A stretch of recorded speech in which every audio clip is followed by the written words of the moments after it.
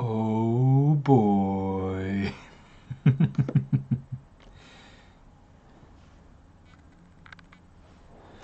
All right.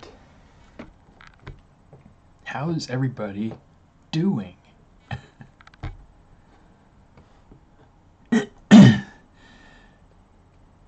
Okay.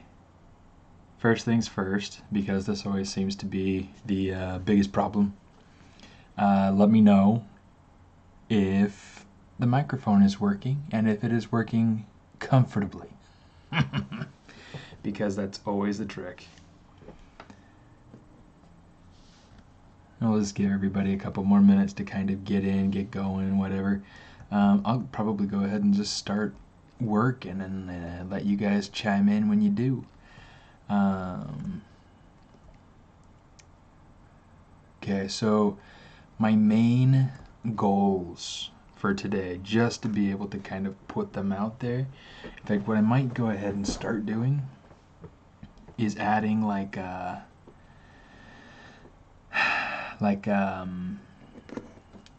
goals section, like an outline and an itinerary, if you will. And I might start adding that down in that theme section down at the bottom, just down right over there. So yeah, we'll see. I gotta turn my phone to silent because don't want my phone going off in the middle of the stream. That's so not professional. All right, cool. Anyway, yeah, so this is where we left off last week. I have the topology matched up on the pieces for the most part. Okay, I still have some things that I need to finish and to do or whatnot, but we're making some awesome progress. So what I want to start off doing, let's while you guys are getting in and situated and all that fun. In fact, maybe I'll shoot out a message onto Facebook. You guys should all just go share on Facebook. The more the merrier. It's fun having people around when you're streaming. Just really enjoy the good company and the talking and the banter and the the joking. If you're working on something fun, be sure to let everybody know. Let's use this as a let's use this as a time network. Let's have fun. Let's have fun together.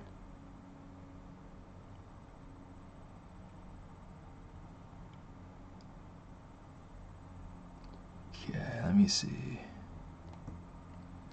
Right now, this is going up and out that way. It's not bad, but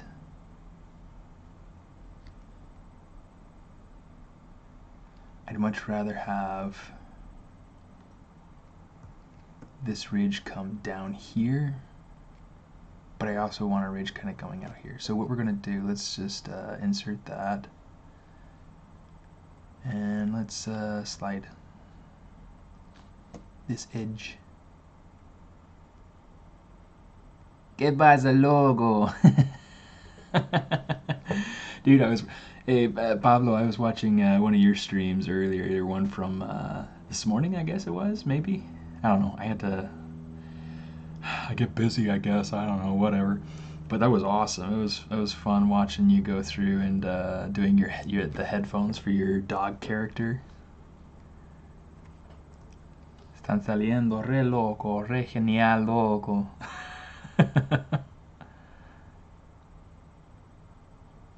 But yeah, congratulations on joining the stream team, dude. We need to make t-shirts. That would be awesome. Stream team.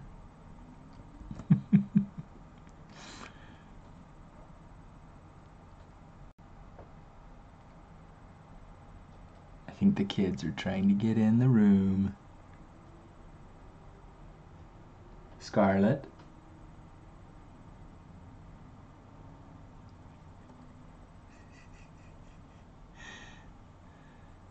Time to go to bed, okay, hon?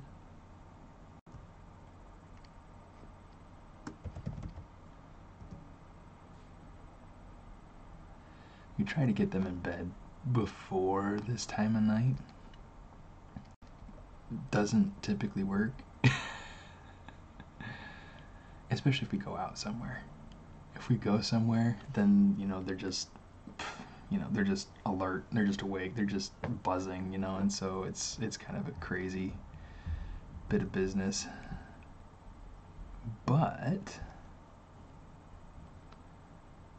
sometimes if you can pull it just right, you can just wear the kids out.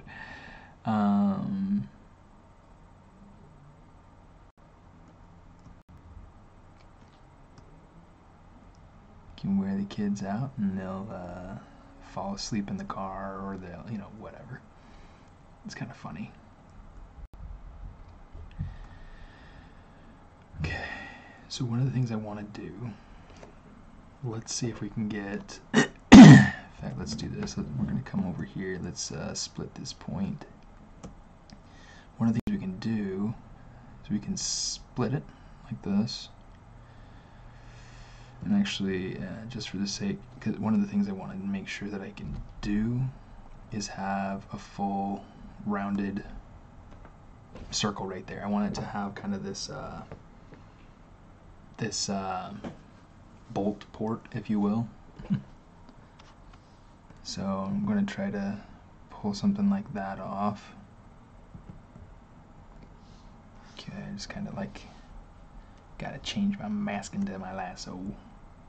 Change my mask into my lasso. Oh, by the way, so Bablander, I don't know how many of you know him. He's pretty well known. Dude's pretty famous. No, he's super, super talented. Just really, really nice, all around nice guy. But he does just awesome stuff. Like there is nothing bad to say about Pablo.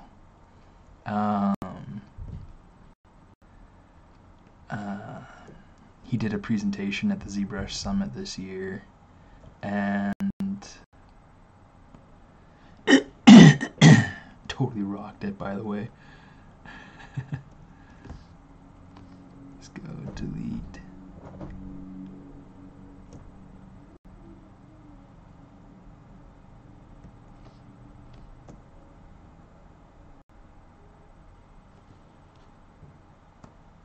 Okay, delete that. My computer's going a little bit slower right now, but I got a new one on the way, so we'll have to see how that goes when it gets here.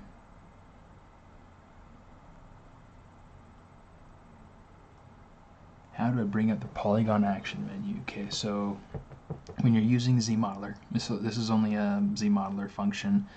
I guess there's also like nanomesh and stuff like that, but for the purposes of ZModeler brush, whenever you're hovering over different components, like for the faces, for the polys, okay, for the edges, or for the points, for the vertices, you have different menus that'll pop up. So hold spacebar, okay, so that's how you pull up the menu as you're hovering over a component, and it'll give you an action and it'll give you a target.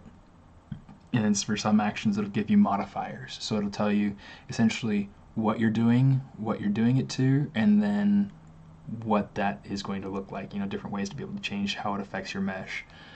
So right now it's just deleting a single poly, okay, and then for my edge actions I have insert single edge loop. Really functional, really nice, easy way to be able to add edge loops or take away edge loops. Super sweet, love it. For my vertices, right now I have it as split point, which will go through and, yeah, I'll show you real quick. So if I just click and drag out, it gives me this nice round all quad kind of an inset with your polygons.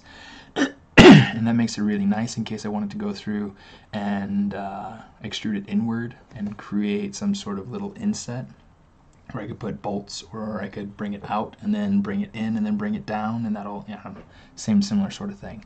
So you can do all sorts of things, and the best thing you can do to be able to learn this stuff is to just go through and play with it, because I can go in here, QMesh, Polygroup Island, and just kind of take it, pull it out, and you can see what it's doing right there. And you have different controls too, so you can start dragging it out, hold control, and you're tearing it off. So you have this floating piece of geometry that you just created, something that you can split off and be able to do something else with. So a lot of really quick, cool stuff that you can do. It's fun.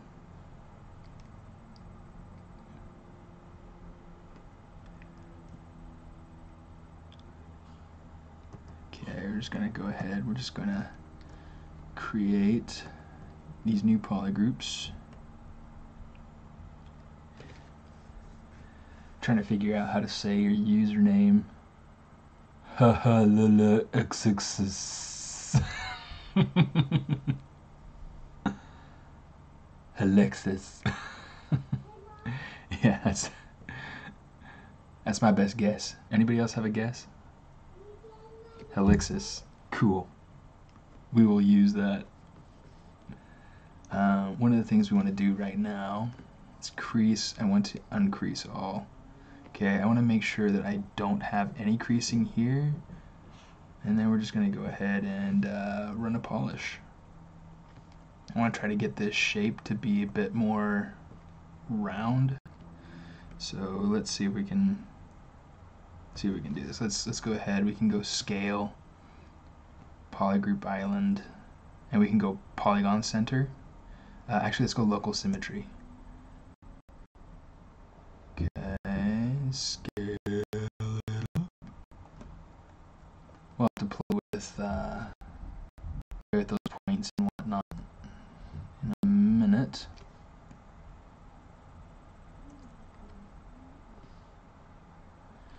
Man, I feel like my computer is lagging. I can't wait until the one gets here. Okay. Typically with brushes, you can go through and you can just tap on these things after you've performed an action. You can go through and you can just tap on a component. I think it's mostly with faces. You tap on that component elsewhere on your mesh, and it'll go through and it'll perform the exact same thing the exact same way. Oh, I guess it works with insert multiple edge loops.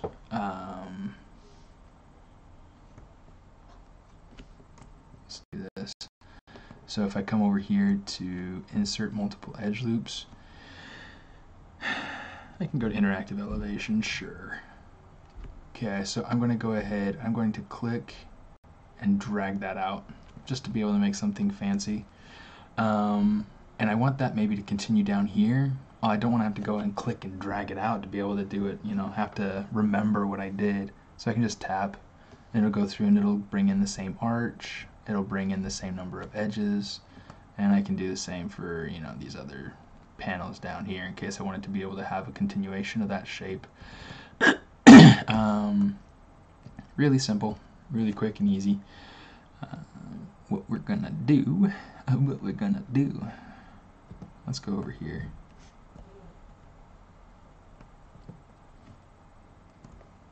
And actually, let's do this. Let's make these different polygroups, because quite honestly, I think it would be much more flexible for me in the long run. Even if by the long run I only mean like for the next few minutes. I'm just going to go ahead, I'm going to mask out these extra points down here, and then same thing, I'm just going to come over here, scale polygroup island. Okay, and I'm just going to scale it until it looks like it's about that, yeah, maybe a little bit less than that.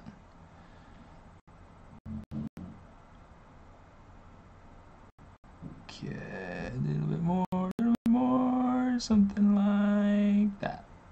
We'll call that good. It is good. Fernandino.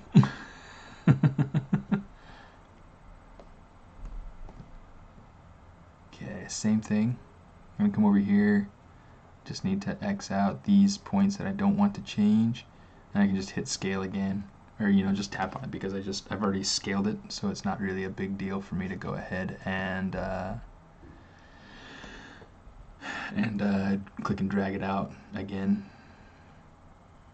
Okay, I'm just gonna scale this out.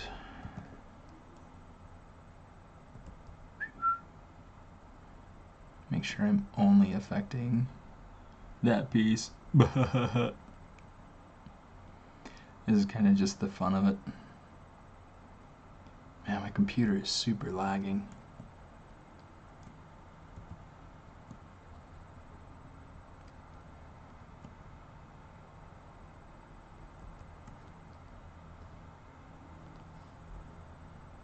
Okay, turn on local symmetry. Just cause. Thought I had it on already, but I guess I didn't. I don't know how I got lucky on that back part. Okay, so what I want to do is we're going to isolate a few pieces. Hey, we're starting to get some friends in here. Moviscale rotate.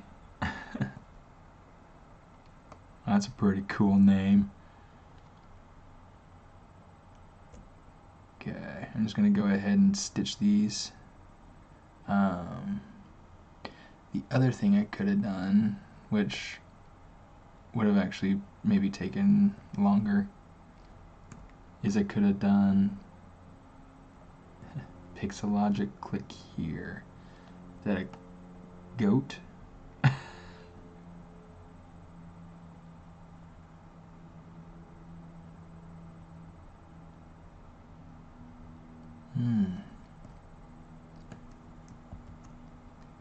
Okay, so now I've got this piece.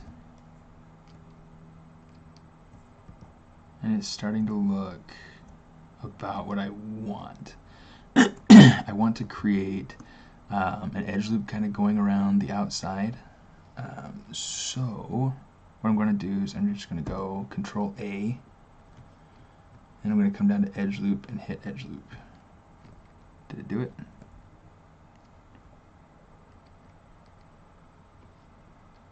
Did it do it?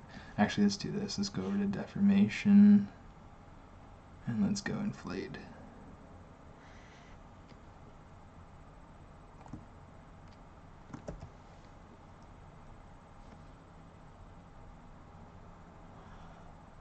It doesn't look like it worked.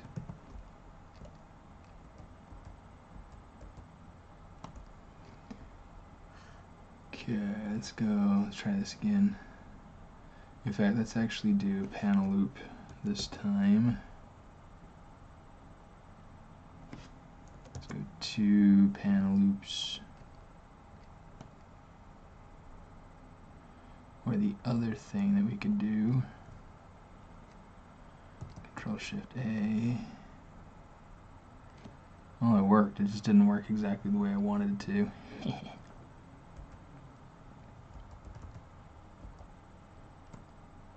Okay, let's do this. Since we're here, let's go ahead and we're going to, let's close hole, modified topology, close hole, Control Shift A. Okay, we're going to take this piece,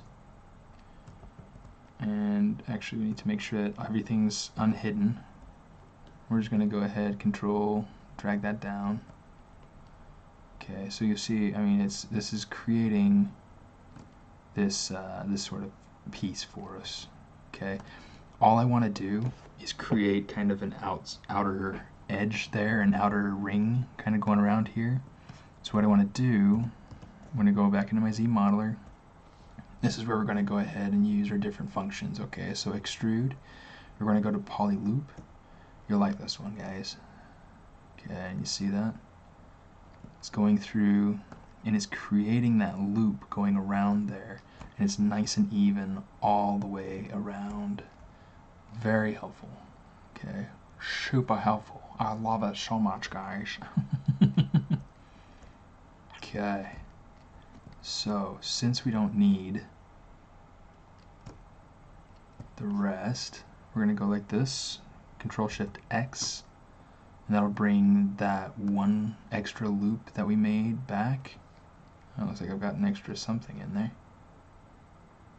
Do that again? Which part? Which part?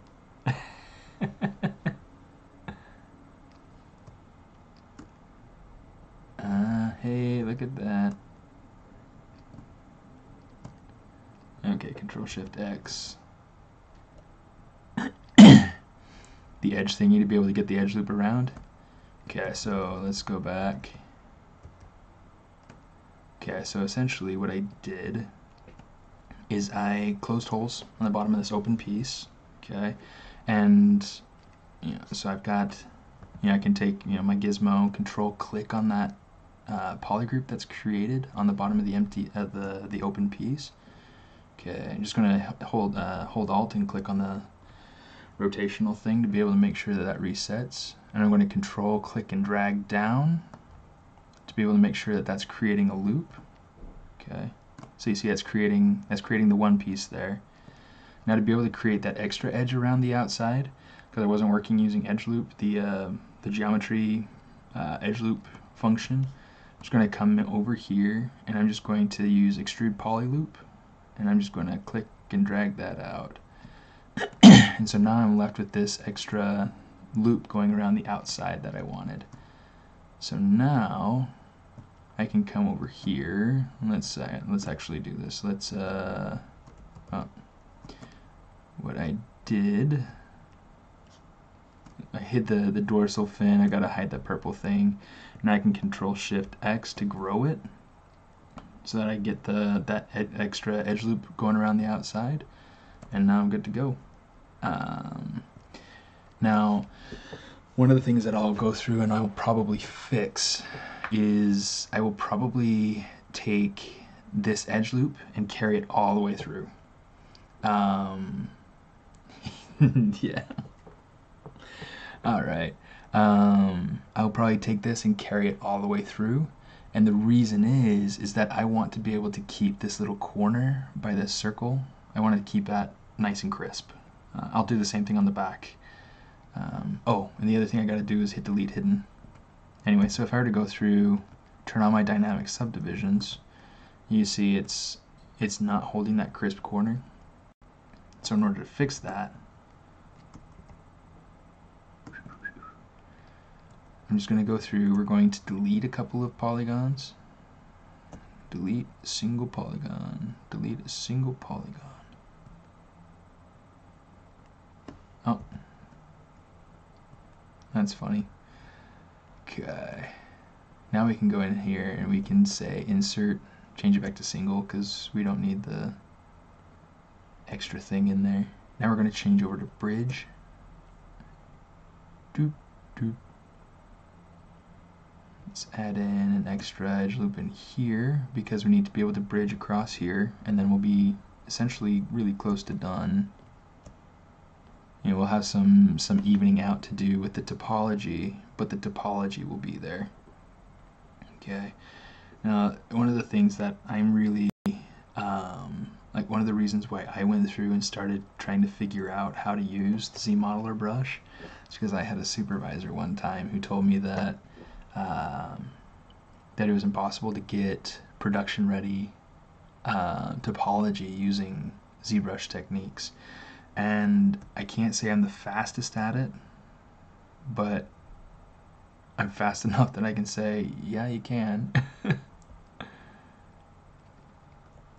Okay, same thing, delete a poly, insert an edge loop, which that one's going to go up and around like we talked about before. Okay, it's going around the top of that point. Okay, and then this is where we're going to start to get some bridge gapping. Here we go. See, now this will go ahead and it'll continue over into what we have over here. Okay, so actually let's do this and this, and we'll worry about the rest of the topology for that section later. So let's go ahead, bridge edges together. Fusion.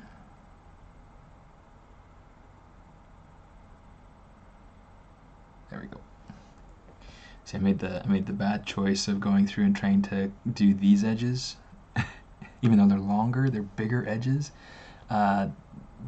This is so close to the center of the polygon that it borders, and so it's really tough to get to get that to be the way you need it to be. Anyway, dumb. Okay, so now we can move over here to this side. Let's go ahead. Uh-oh, what did I do? Bridge two edges. Okay, nope, that went to the wrong. What is it doing?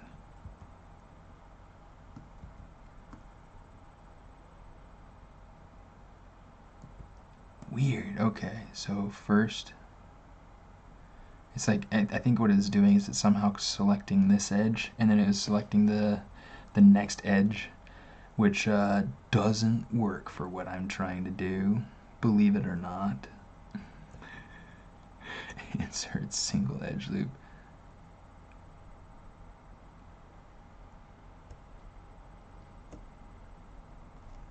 Oh. See, now it's happening again. Bridge that to that.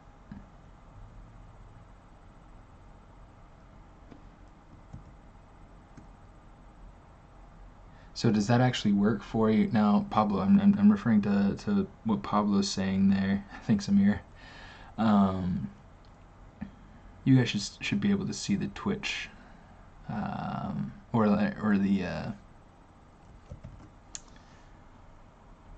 In fact, I gotta modify this a little bit because it's creating a bit of a.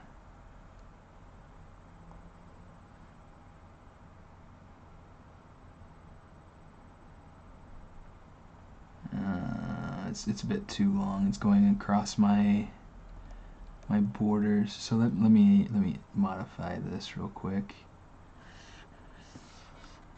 Okay, height 600. Let's change it down to 400. It looks like it should do. Yeah, it should be dandy.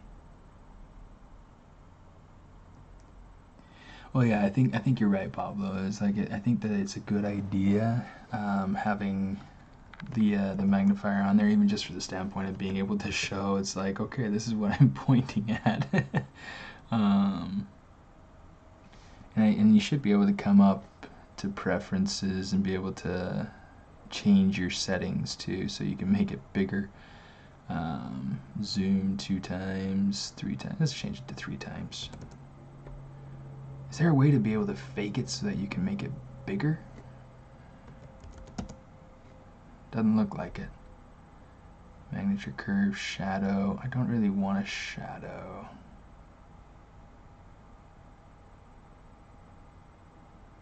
That looks a little bit better, right? You can kind of see it a little bit better.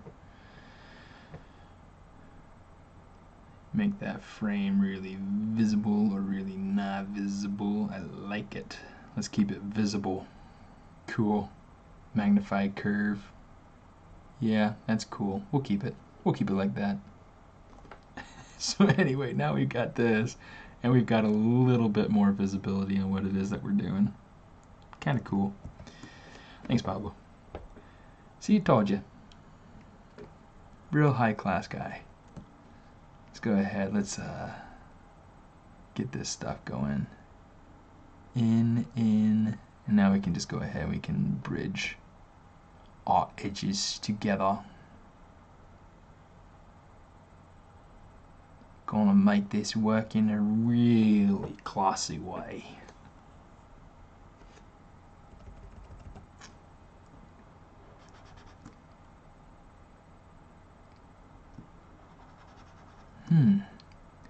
Now this is interesting.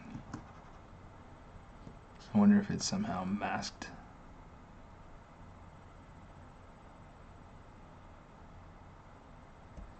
Okay, let's hit slide. One of the things I want to go through and start doing is trying to even out my topology some, just so that I don't have to worry about it being too much of a mess.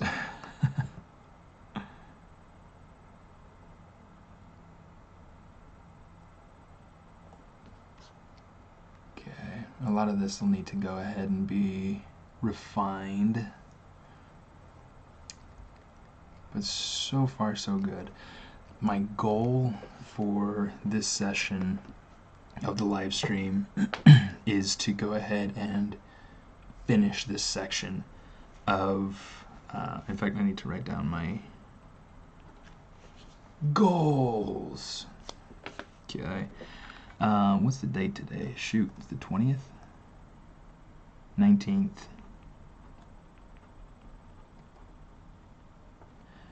The 19th of December 2018, which is funny because we got 18, 19, and 20 on the date. Okay, so the goals for today: finish shell topo. Okay, that'll be number 1. Number 2, okay, the second thing I want to go through and do is add, so I mean we have these fins blocked in, okay. The main thing that I want to be able to finish today, in our short time together, is this underbelly part. Okay, that dark section down here in the bottom. In fact, let's go ahead and switch over to it. Okay, so this, I mean, right now it's actual, you know, it's got nice topology and whatnot. What I'm going to do is I'm actually going to go ahead and create that as like a soft piece, like a really soft piece. The rest of this, I mean, this will probably end up being, these will end up being soft pieces, soft materials like rubber or something like this. But this piece, I want it to feel more, you know, wrinkly, more like a cloth.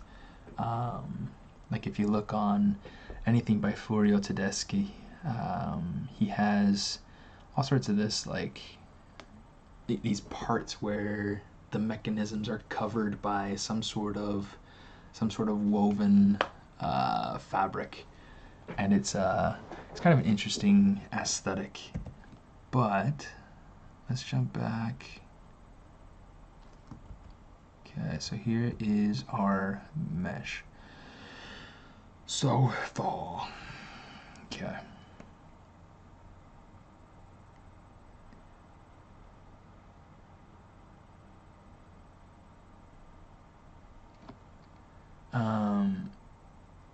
When I'm thinking about, I'm going to get rid of that edge loop. I don't really need it right now, so I'm just going to worry about it a lot less. So when I am trying to decide where poles are, or edge loops, yeah, I'm trying to think about like how it's going to move, but I'm also trying to think about how to describe the form. When you're working on something for animation, you want to think about this accordion effect. Okay, so I mean right now, I mean this tail, it's not going to compress in on itself like this. A lot of these are just here to be able to describe the form, but as it bends, it's going to create like this fanning effect. Like, so you're going to have points that are coming in close to each other, points that are going out close to, you know, things like that. So you're going to get this kind of motion with the edges. And so to be able to make it so that, pardon me, to be able to make it so that it's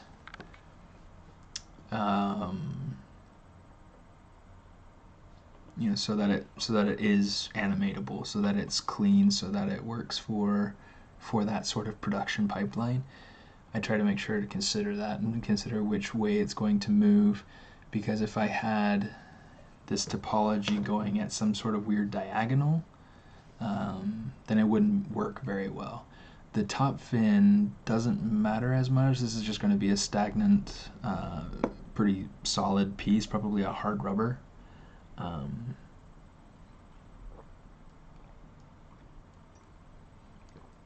Water is so awesome. So awesome.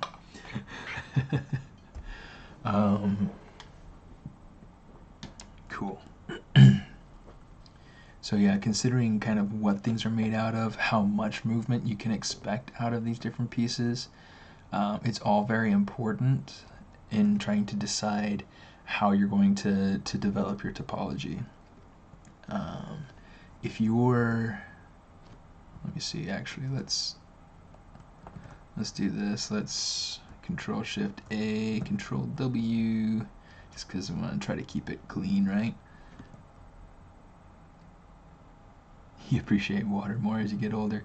It's interesting. So I was watching this TED Talk earlier, listening to it while I was working, right? And yeah, it was a TED Talk. It was this guy. He's a physicist, and he was talking about being able to, burn fat. And he's like, "What is fat?" Because in America we're in this epidemic, everybody says, and all that. Anyway, so he's going through and he's talking about that, and what. Yeah, well, I mean, it was kind of funny. Anyway, so he was talking about everything that we consume. Well, he talked about first the chemical components of body fat, and which I thought was interesting. And I mean, it's a TED Talk, so I suspect that it's probably accurate. They usually do a pretty good job at pulling in very reputable researchers, and they're speakers, just good, reputable sources for what they're talking about, authorities in their subject. And he was talking about the components of body fat being H2O and carbon dioxide. And he proceeded to Al Gore. Yeah. No, but I mean, it was really an interesting, very intriguing concept to me of having body fat and having that be actually, let's go through and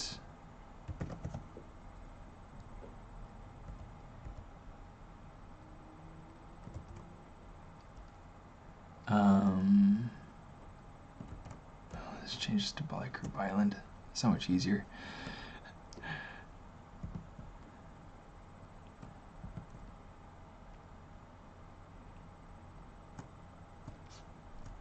Control A. Alright, now we can do this. Now we can work on stuff.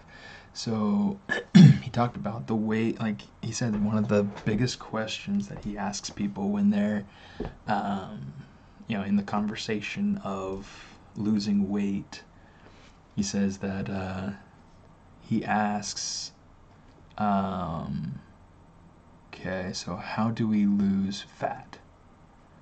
And he says that most people get it wrong, according to his theory, according to his research and information and all that.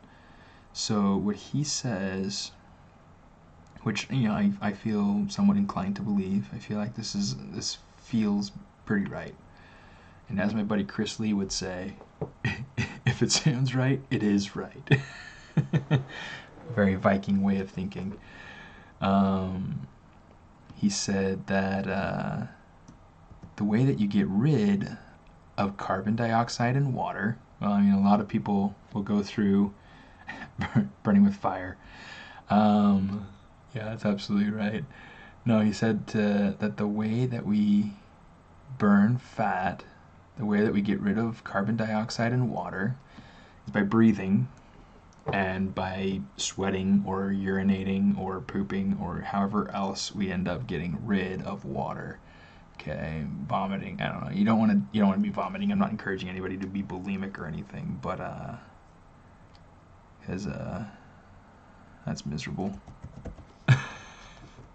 But it really sparked a thought for me. It was like one of the things that I learned during my time at DreamWorks. Because I mean, people always make fun of you at DreamWorks when you're first starting off. You have your I mean, you go to college, whatever. You have your freshman 15. That's just a standard amount of weight that you earn when you're starting off at a new place, right? Um, and I had just a couple of months prior had a car accident which had kept me from exercising the way that I liked to. I like to ride my bike, I like to go on runs, things like that. And so for me, that was a really hard time, and I did gain weight. And during my time at DreamWorks, well, okay, so over the summer before I started DreamWorks, and then I can't really blame it on DreamWorks entirely. During that time where I had stopped exercising, I had gained 15 pounds. So between June and November, I gained 15 pounds. During my time at DreamWorks, let me see. So I was at 190 pounds. In June of last year. I gained 15 pounds to 205. Okay. When I started at DreamWorks in November. Okay. So far, not too bad. I gained another 20 pounds, I think, while I was at DreamWorks. And I decided, you know what? I'm not feeling very good. Right. I need to do something about this. This is just ridiculous. This isn't healthy. This isn't me. This isn't what I'm like. And so, one, I started running, but two, I started seeing a dietitian that they had on campus, and she was great. Pardon me. One of the things that she taught me was balance. That one of the biggest problems with people in gaining weight, especially in entertainment, working at jobs where you're sitting at a desk all day long, is that you tend to eat and then you don't exercise. But the other mistake that people that people make in their diet is that they try to just cut food.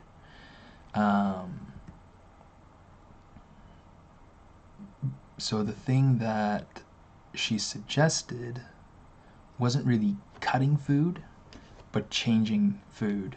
So you're changing from, she said to still make sure that you're eating plenty, but also to make sure that you are getting a balanced meal. So not just getting things that are very carbohydrate heavy, because the carbohydrates are good, they have energy in them, but if it's not balanced by the protein and the fiber, then it's not going to do you any good. Okay. So that was an interesting thought that I brought into the thoughts that I had with the TED Talk I was listening to. The thing that I heard with him was that he was talking about how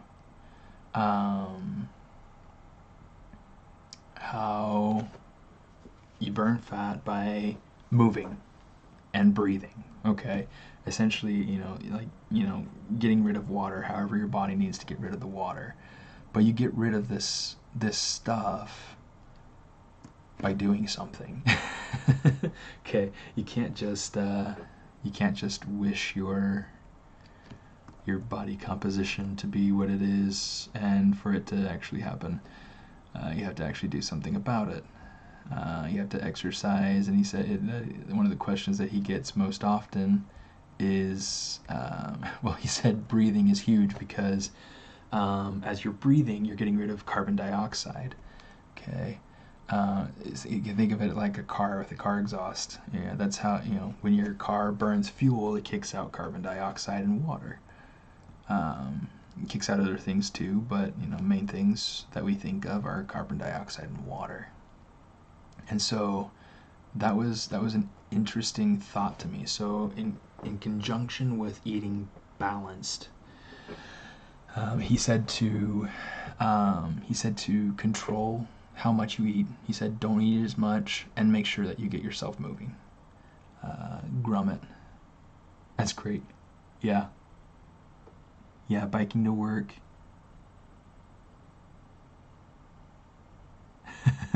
Now I can't eat enough to keep my weight.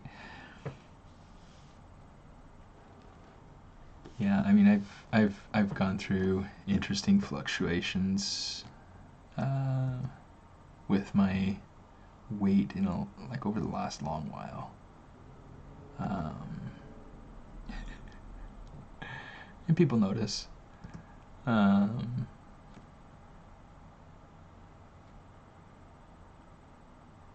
But it's not something to really be. Yeah, I mean, that's true. So yeah, so don't be like overly concerned with your personal physical image. If you are working towards something, try not to get distressed if you are not there yet. Okay, that's a big thing. The reason why this dude had started to make that effort was because there was a videographer that accompanied he and some friends out on a surfing trip. I think he's from Sydney or something like that. And he said that the picture caught the massive belly that he had put on. He said that he was, I want to say something like 16 kilos heavier than what he was accustomed to being. Okay. Which, that's a lot of pounds.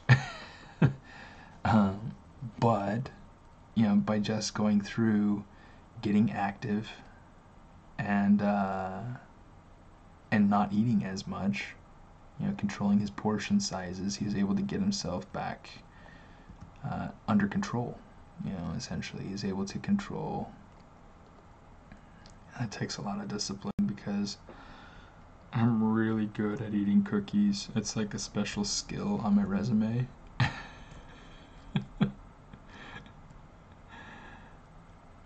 Yeah, Gromit, it's very true.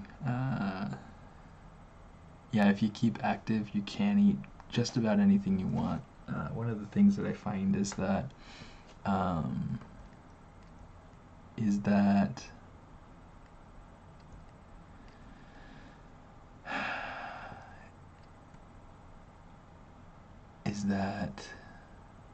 as you're active, your body is converting the different sugars into energy, and it's using it. Otherwise, that sugar stays in your body and transforms into fats. This is a weird topic, guys. How did I get on this?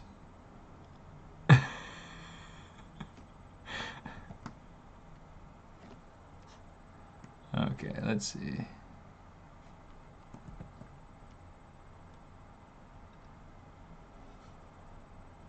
Oh, so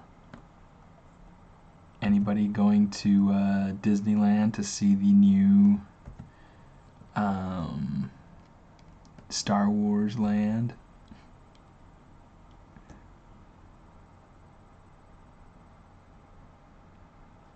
I had a bunch of friends from work who were heading down.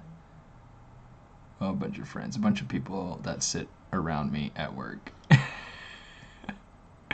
Quite honestly, I don't have a ton of friends at work. Not yet, anyway.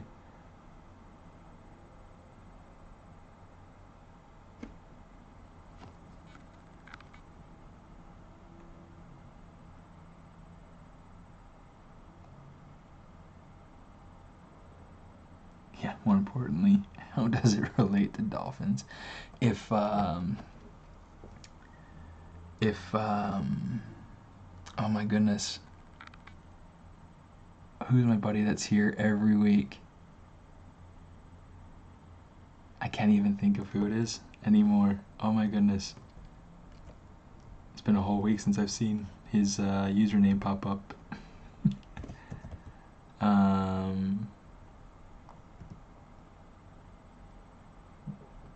Royce. Royce would pop out with some very fantastic facts for you, Fishmeesh.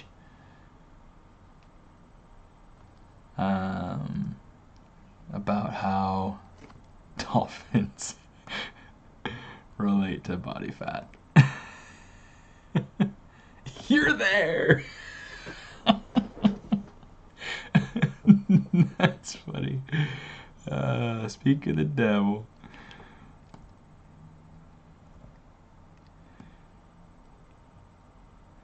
Okay. So here's what I want to do. I want to go through, I want to match these up. Okay, I'm going to match them up as if these little bumps are not even here.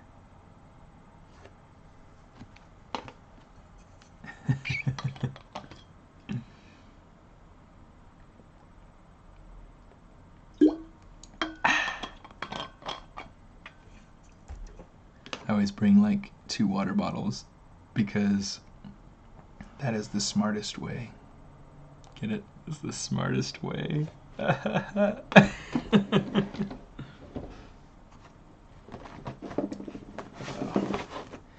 So one of the things, it was kind of ridiculous actually. So before the stream, I was trying to get my OBS set up, and it's giving me all sorts of problems. All sorts of problems. I was trying to trade out my images, and at first it was saying it wouldn't accept JPEGs, and I was like, whatever, you always accept JPEGs. And then it just wouldn't accept JPEGs. Whatever. So I had to make a PNG. And so that dolphin is actually a JPEG. For some reason it decided it didn't want to work, and then it decided it wanted to work. So it's working now. So just so anyway, it's dumb. It's dumb. Okay. Let me see. Right now I don't really want to add more topology coming up in here. So what I'm going to do, let's pull this over here.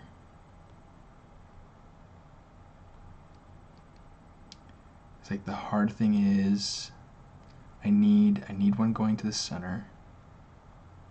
Okay, I need one coming over here, because eventually we're going to go through and we're going to use that split points function.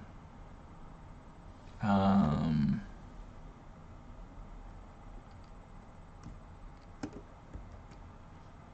be able to make that inset.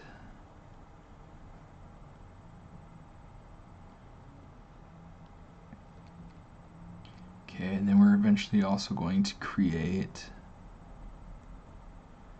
okay, there's going to be an extra set of edge loops that come in here. Actually, let's see. This is where we got to strategize a little bit. I don't want to get rid of any of those.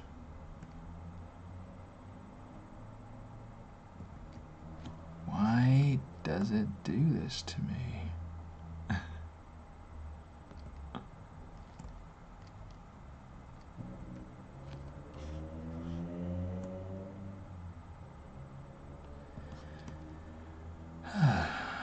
Let me see.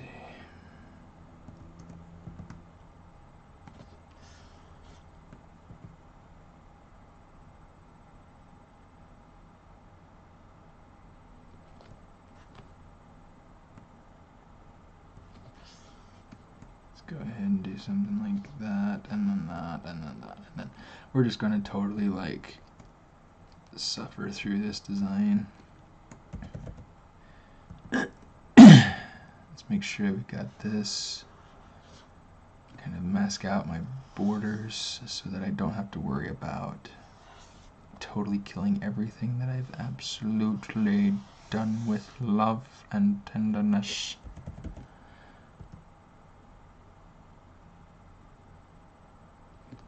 bring this up so that it's, oops.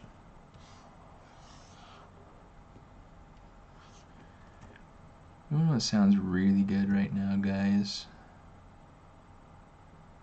Peruvian food, or Chilean food, or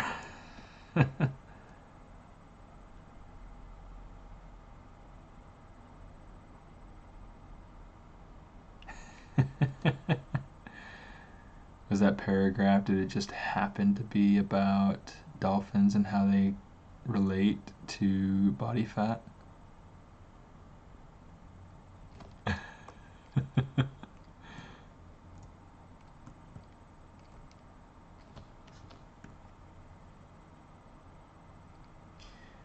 I love ZBrush, guys. Have I told you that? Have I told you lately I love my ZBrush? Go ahead and do that. And then let's do this.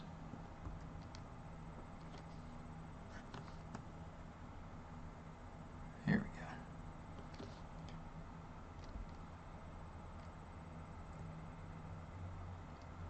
I am on this dolphin. Oh no, so this isn't going to be your standard dolphin. This is actually meant to be a Faunabot. So what I'm going to do, let's actually bring in, just so we can have it as reference. Did I create? Actually, I don't think so. Let's just go ahead and we'll make a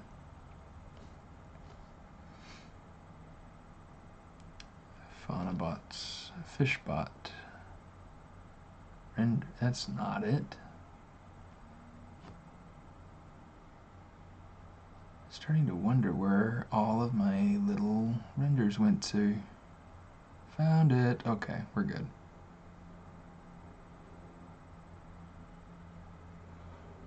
Let's bring in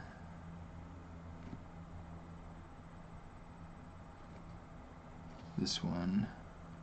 Okay, add a spotlight. Okay, cool. This is a PNG image. So, am I using PureRef on the side? No. It's not an app that I've ever gotten into. It's not an app that I feel like I really want to get into. I know a lot of people use it, and a lot of people find it helpful. I don't find a need to use it. So anyway, this is kind of the idea of what I want to do with the dolphin. Okay, and this is my own piece, so I have full rights in going through and doing what I want to do with it. Okay, so right now let's just kind of refine some of these panels. Essentially what I want to do, I'll go in here and I'll create, let's do this actually, let's go polygroup single poly.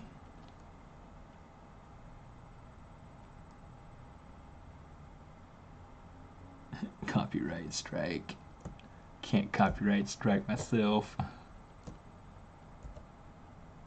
It's too similar. Oh, that yellow would have been brilliant. There we go. Okay. Let's actually do this. Let's come over here. Let's say scale polygroup island.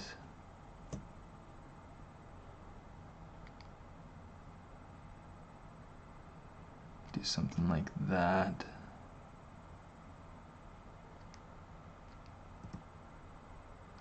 And then let's bring it forward some.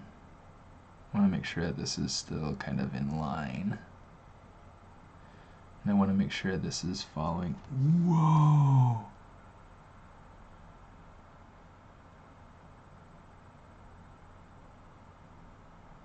$1936 Ford? Holy crap.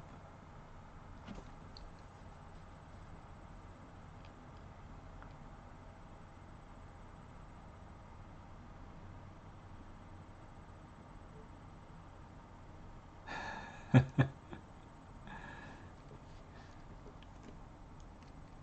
ZModeler stuff, I feel pretty comfortable with it. It's still something that I feel like I will be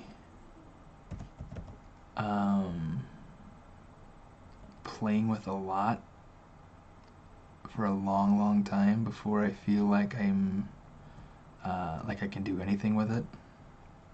But I've figured out most of it enough to the point where I can go through and create a mesh.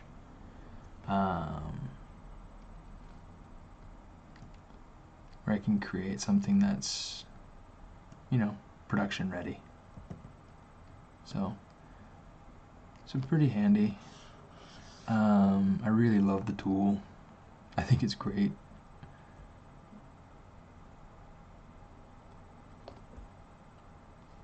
Okay, let's make sure this is nice and even.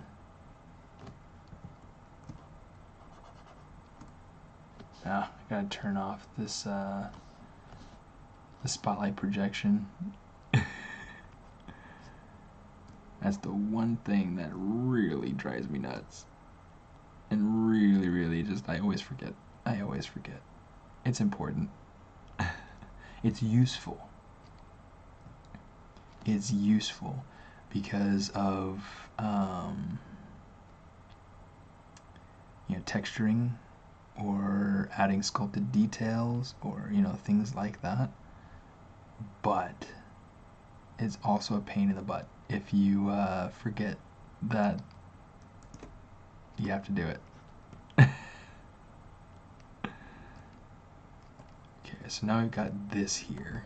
What I want to do, let's go ahead, we're going to inset. We're going to go Play Group Island and inset region. Okay. Okay, let's go ahead. Now we can play with these. Bring this in, bring this in, bring this in.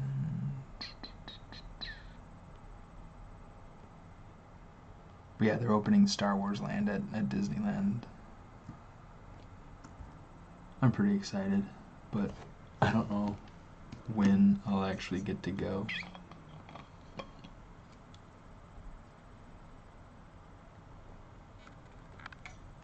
Yeah, Royce, for sure. Send me a link to the truck. It'd be awesome. Pretty excited. So I'm starting to work on getting my computer set up more to a point where I can have dual monitors, where I can essentially have the all the working capacity that I need to be able to go much more quickly. Wow.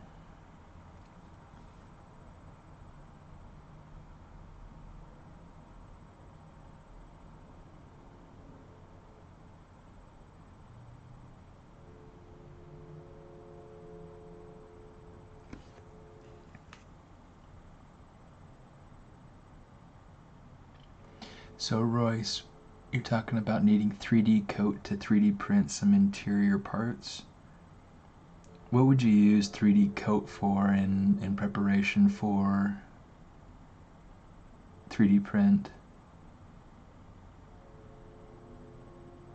And Tamawachi, it seems like you've been on here before, right? You've been chiming in before. Were you the one that was from Tokyo? Game development is a great way to be able to get started on things, and it's a great way to be able to get, well, I mean, it's just kind of one of those things that I see happening a lot with a lot of different technology applications, is the interactive sort of stuff. But yeah.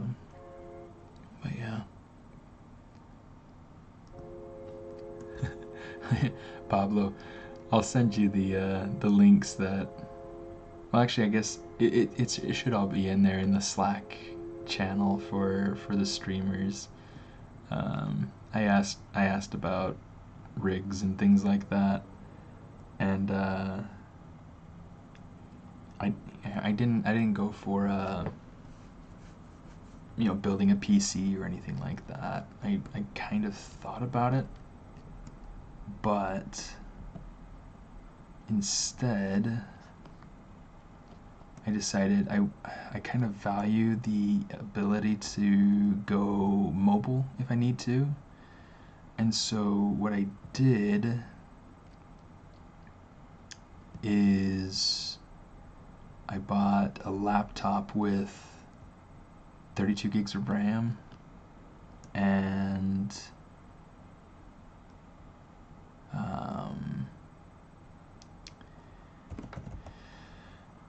what else did it have? I mean, it had all sorts of stuff to it. It's supposed to be a pretty hefty machine. Maybe I'll send you the link to that later. But it's supposed to be pretty good. I'll make sure to show you guys next week a little bit about it. Okay, so here's kind of the start on that blowhole spout for my Dolphin.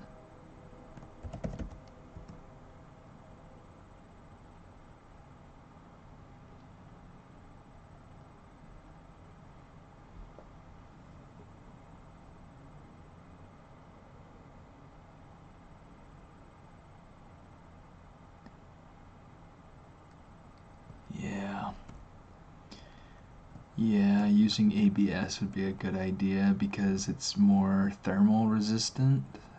So, like extreme temperatures don't affect it as much. And granted, I'm not pretending to be the foremost on 3D printing expertise. In fact, there is a streamer on here.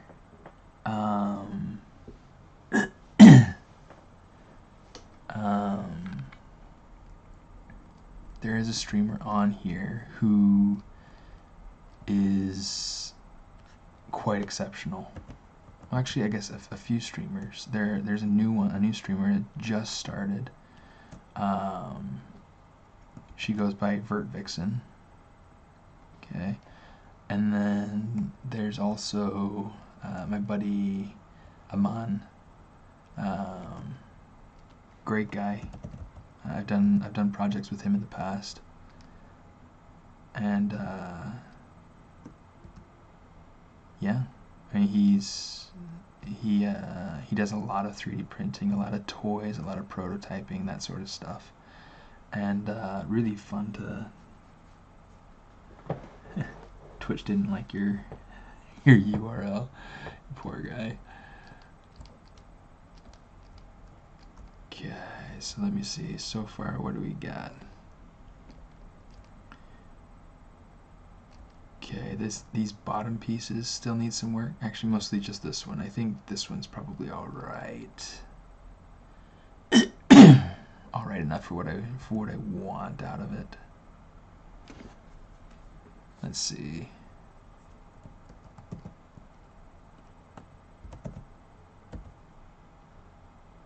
Okay, let's pull this over here.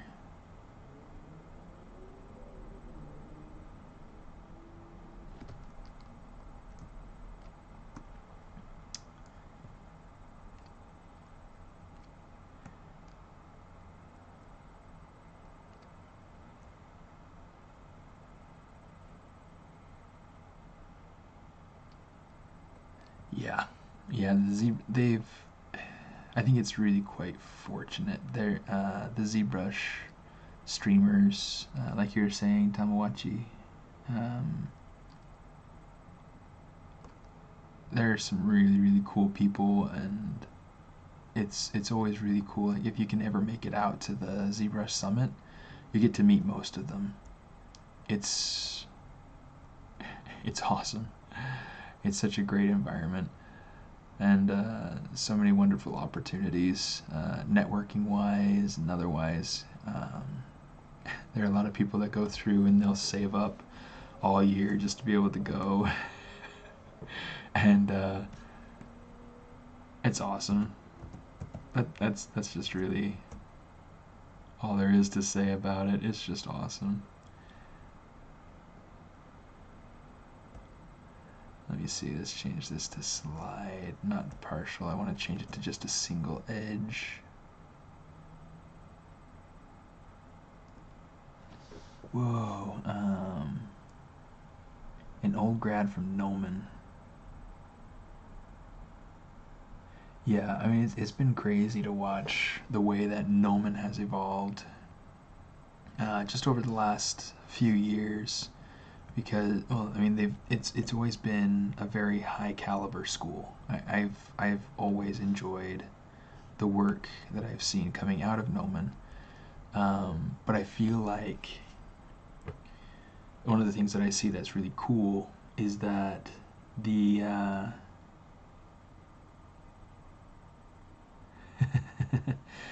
one of the things I find to be really cool and that I feel like is helpful is that a lot of the instructors currently at Gnomon are grads.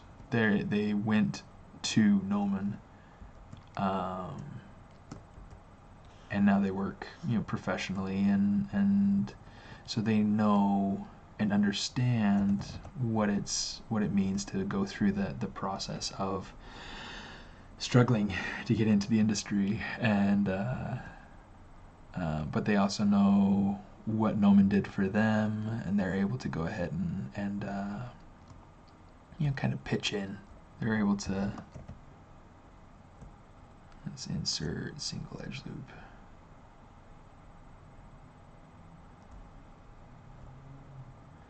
They're able to help kind of lift the burden of the uncertainty of, is this actually going to help me, or that sort of idea. I feel like it's really, really beneficial in that sort of way.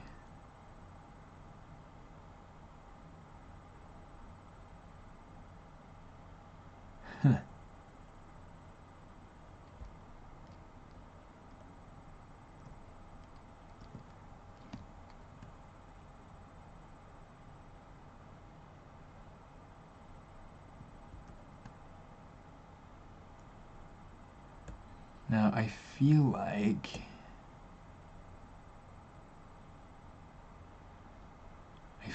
like I should know you, Tamawachi. Who are you? who are we talking to?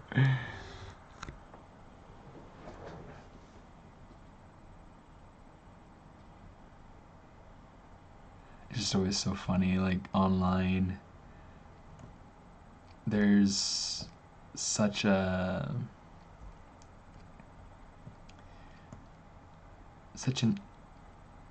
anonymity and it's really funny to me because we don't really ever know people by their first names. Not always. Sometimes we do, sometimes we don't.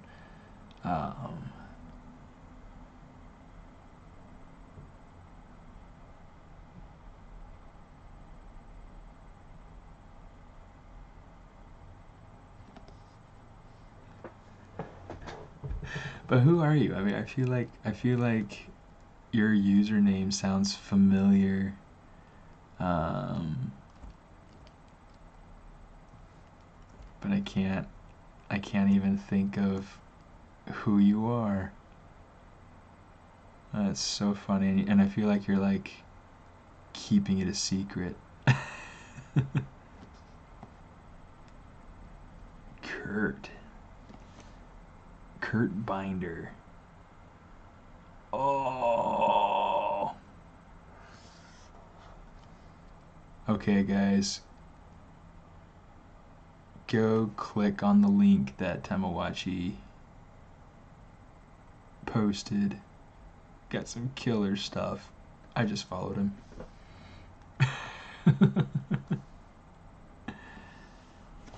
Let me see. Oh. Okay. Marpak. Hey Steven, in your experience in a professional setting, do certain environment artists work exclusively in ZBrush? Does that happen, or do people mostly start their blockouts and pin down proportions in another 3D app and then fine-tune detailing in ZBrush? I've only ever heard Nate Stevens talk about working only in ZBrush. Was Nate Stevens the one that did the presentation?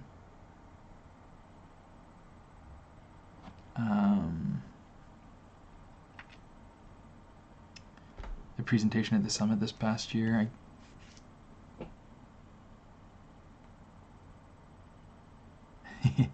NDA stuff just totally kicks butt.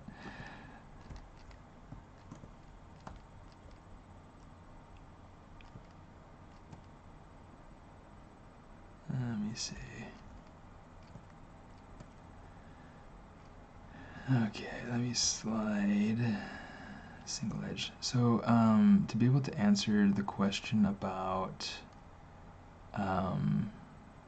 environments and working in ZBrush, I find that out of the people that I know that it varies, and I'm pretty sure that whoever you ask, they'll probably say the same, that it just depends on your own personal preference. I personally have kind of a very hybrid way of working. If I'm sticking in ZBrush for the sake of simplicity, then I have a couple of different ways that I'll work. Oh, hey, look at that. That is off freaking center. Either I will, oh nerds, mirror and weld. Either I will go in and just gonna make sure this is correct all the way around. Either I will go in and then sculpt everything, and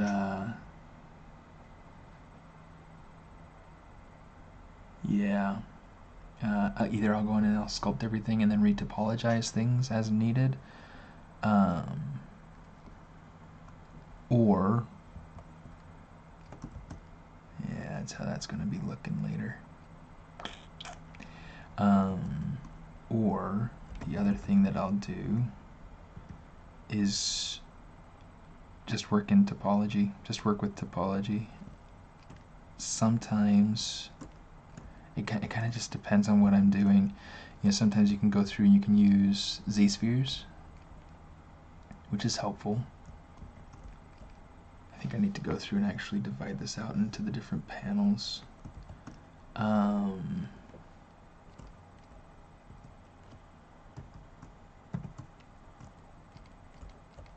Just gotta make sure that I've got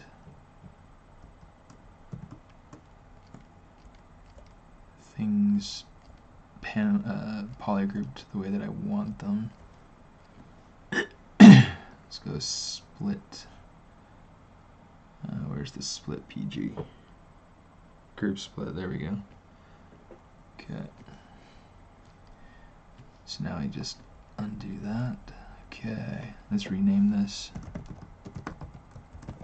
Dorsal fin.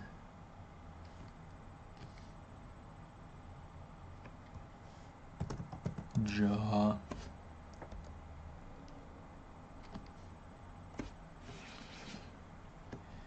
We're gonna call this blowhole panel, because why not? Forehead.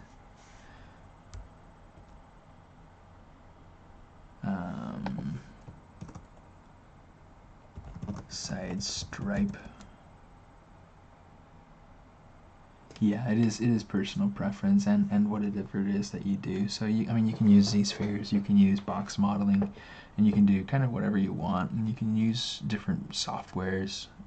For instance, I can do box modeling inside of ZBrush, and that's typically where I prefer to be. And then you can go through and it works really nice hand in hand with things that so finny. They work really nice in conjunction with other software packages. You know, taking things over into Maya, taking things over into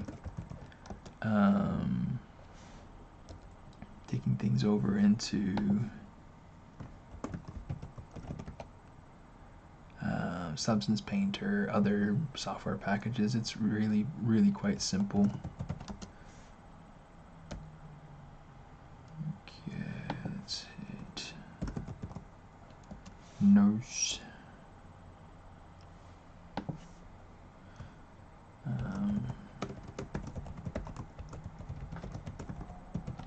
Underbelly panel. And we'll leave that out for now. One of the things that's really quite nice, though, since we have this, let's do these, and we'll do those ones. Okay, so now we invert it and we have these pieces, which really doesn't look like much. Okay, let's delete hidden. What I want to do really quick is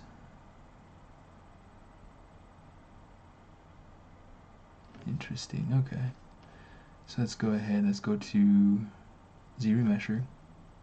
We're just going to bring it all the way down. I don't need it to be very topologically heavy, so we're just going to go ahead and do this. I'm just going to hit ZRemesher, try to decide if that's what I need, and that's good enough. I can fix this. Okay, really simple. Okay, so I'm just gonna, but just for the sake of knowing what happens if I hold Alt, you know what, that's even cleaner. We'll work with that. Okay, so let's go ahead. Let's take this. We're going to, not a point, I need a face. Delete a single poly. Delete that poly. Delete the poly.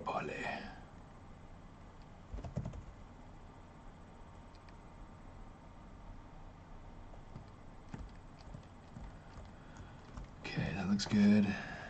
Oh, I thought that I had gotten some saliva on my screen, and that was like embarrassing. Zeinflux production.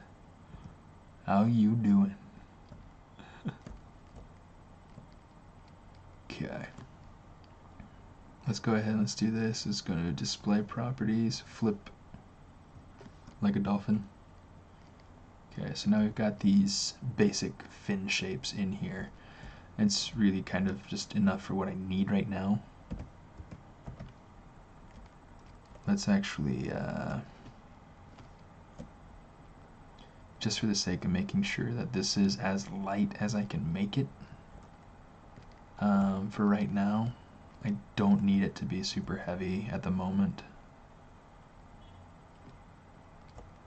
So we'll just keep it super light. So biggest tip, Zenthlox, for character modeling, for high poly stuff, start low. Start low, work high.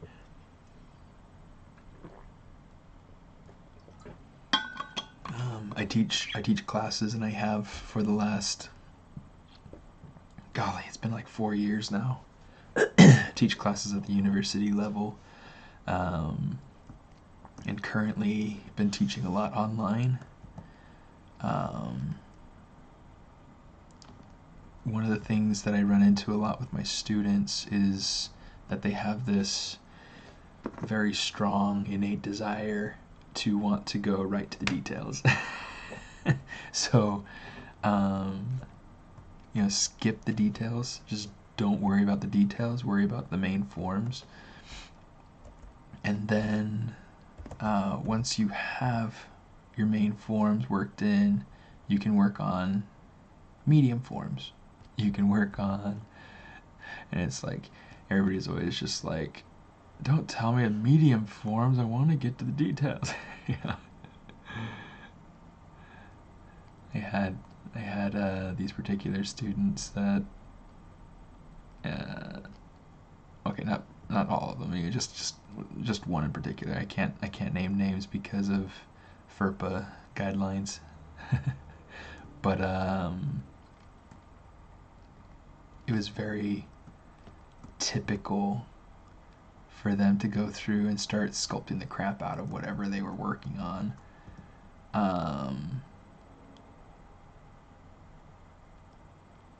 And then I'd have to go over and essentially tell them, hey, pull it back some, pull it back, don't go overboard, don't kill it, and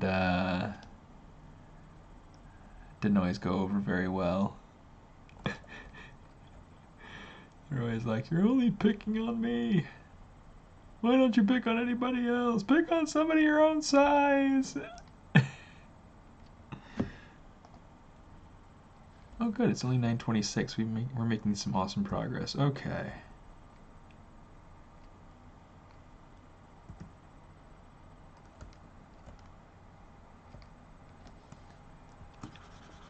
Okay, right now there are a couple different smooth techniques.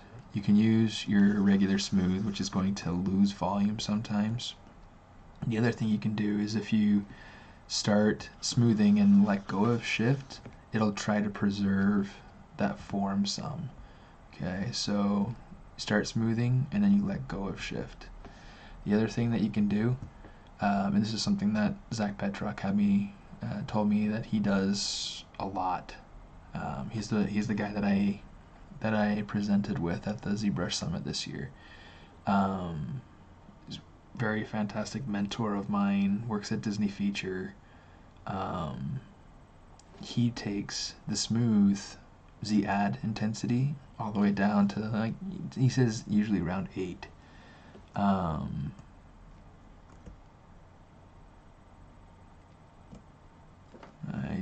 didn't want to bring that up.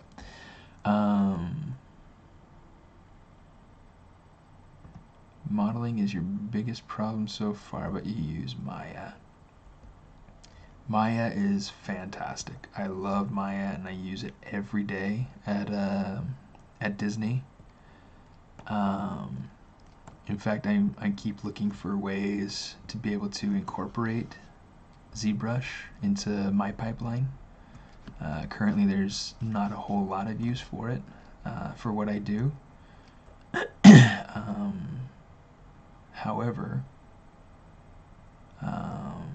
still my weapon of choice.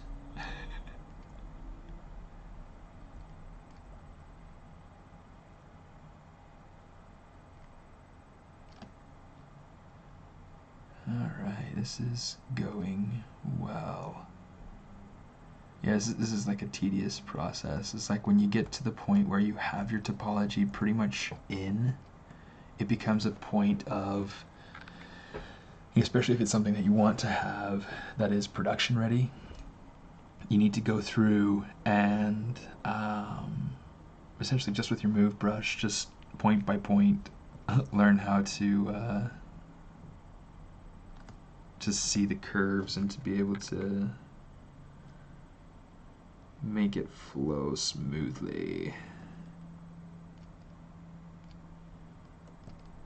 Okay, this one needs an extra loop going in here, which means that these will need extra loops going in, which means that this will need an extra loop going in. So much fun.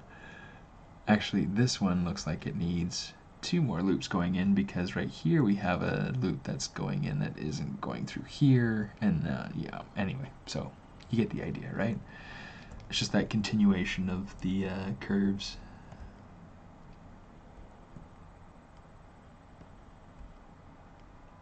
Let me see. Marpak. It took me close to a year to start properly blocking things out and understanding that nothing is going to look right without a good base. I sympathize with your student. Yeah, and it's something that really, like, you learn to redefine what a good base actually looks like over the years. because a good base, what I thought was a good base 5 years ago, is really actually quite terrible, and it doesn't have good edge flow, and it doesn't have good form, and it doesn't have, all sorts of problems, right? But this is all part of what art is. It's a study. It's always a constant improvement. It's always a constant struggle to become better. But yeah.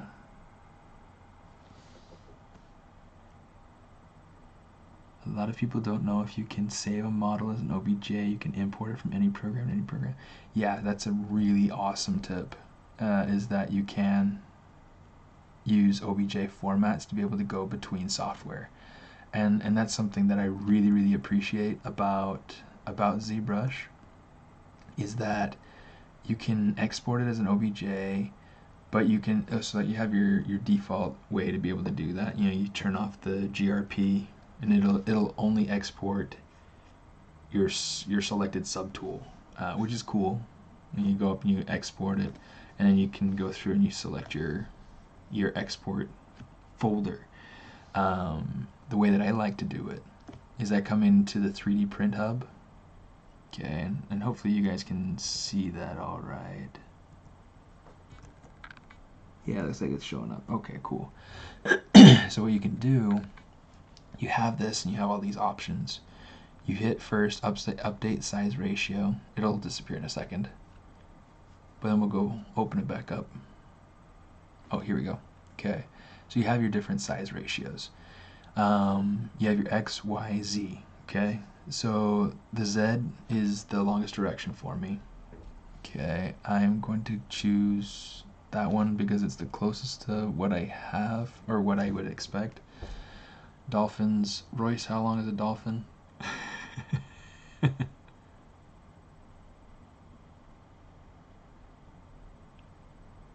Let's say a dolphin's maybe like 8 feet, so 8 times 12 would be 96.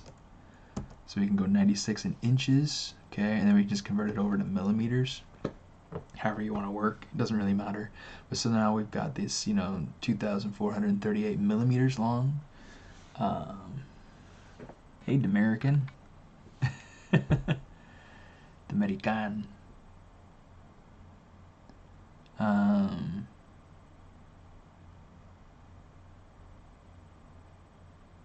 Yeah, Maya doesn't work well with a ton of polys, which is another advantage to working in ZBrush. You guys are so good at advertising ZBrush. Look at you guys. Okay. Anyway, so this is a great way to be able to go. Now you can have your export options. This is a great thing that I like to look into. Okay, your size options. Okay, this is important. This is very important. Let me actually pull this off into the side bucket over here. Okay, so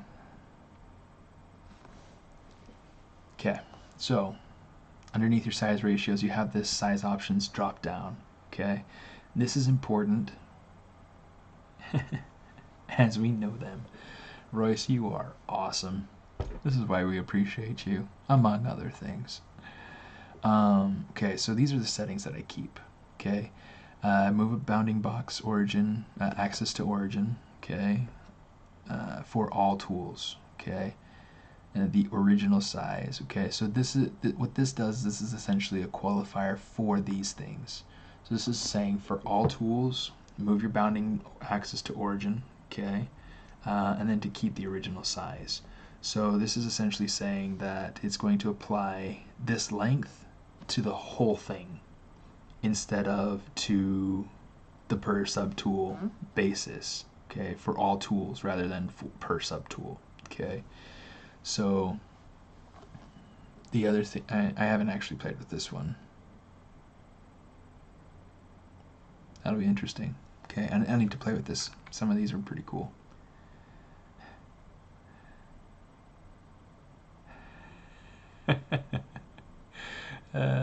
Royce, it's good to have you around. Okay, so we got that. And so that's important. Okay, original size. I think you have other options, being able to update your size ratios in your other directions or whatnot. But I don't ever actually go through and play with any of the other settings. I just know that these work for me to be able to get something that actually comes out in that size, because this is what I use for all my, this right here is what I use for all my 3D printing stuff. Beneath here, like we said, we have these export options. Okay, we have all, selected, or visible. I find that I get some problems if I do selected, so I always just do visible. And I try to keep everything visible that I want, or everything that so if I'm printing out an 8-inch figure, I want to go through and make sure that I have that whole 8-inch figure selected, or visible from the tip of the toes down up to the top of the head, or whatever the highest point, lowest point to highest point.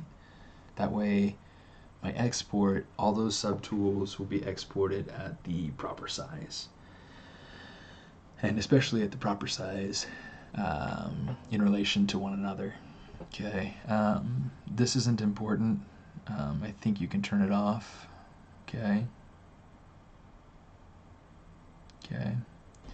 So you turn it off and you get that option that goes blank. The important thing is that you go ahead and you hit store export settings. Okay. And store size settings. Okay.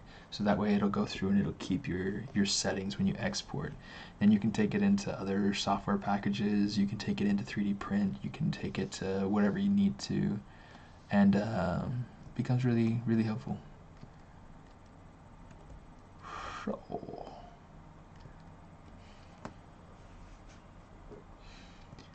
let's do some more cool stuff. That part is going to be a little interesting to resolve. This part, and actually, like, I'm not enjoying working on this as much separate as I enjoyed working on it together. So what I might end up doing, let's turn that to invisible. Let's save. Saving is important. Let's see, pin to quick access. Okay, I'm going to replace 2. Okay, and I'm going to go ahead and upgrade to 3. The reason why is I want to make sure that I keep where I am right now, and updating my version to a new version number. It's going to help so that I can go ahead and make changes to this, and it doesn't really shave all the whales. My goodness.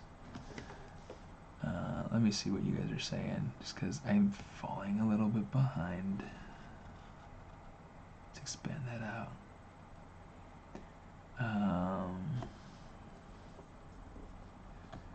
Physics simulation for clothes, that's interesting.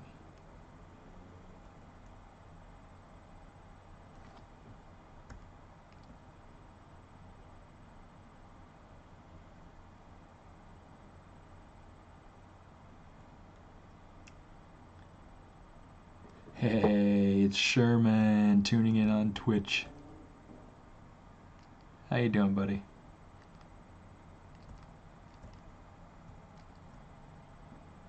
Yeah, Quentin hasn't tuned in yet.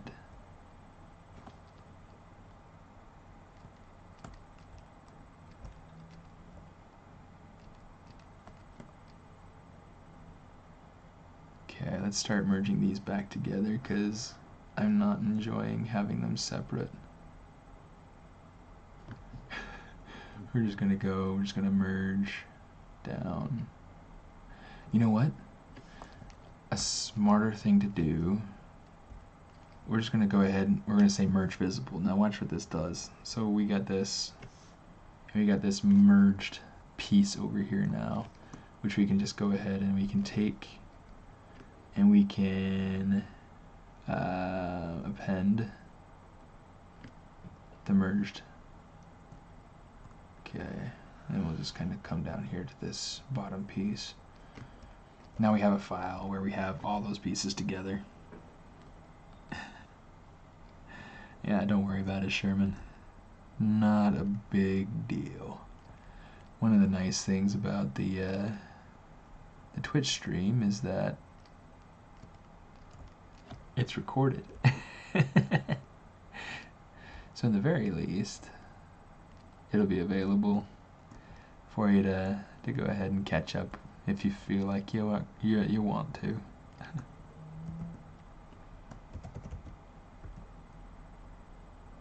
Essentially, it's just more the same of what I did last week, except that I'm further along. Okay. Okay, let's insert that along there. Let's actually mask edge loop partial.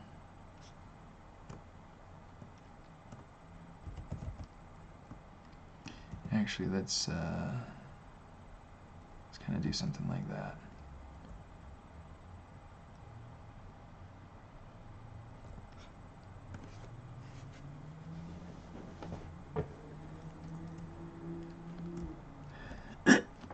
Yeah, one of my favorite things is that, because I mean, I don't always get to sit down and watch the streams. I really like to.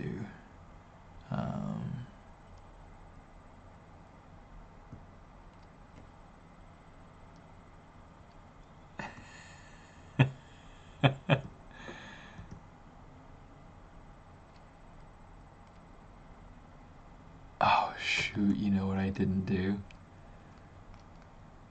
Is that when I brought in this piece, I totally forgot to turn on my my mirror symmetry. So what I need to do, mirror and weld.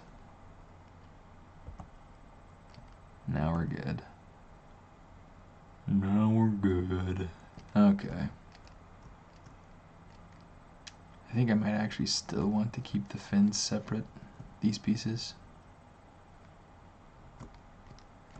That is not supposed to happen. Huh. Delete island. Please? Oh, it's masked. Okay, there we go.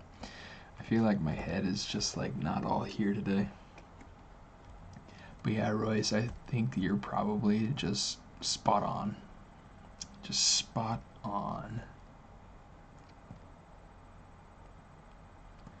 You know what? I wonder if it might be...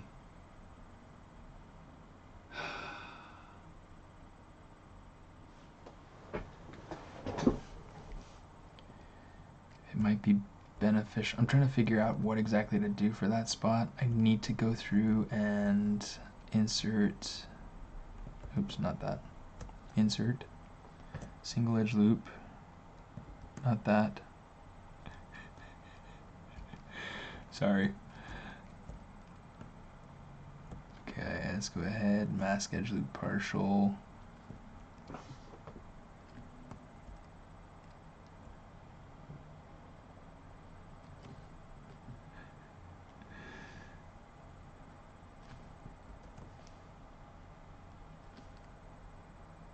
Okay.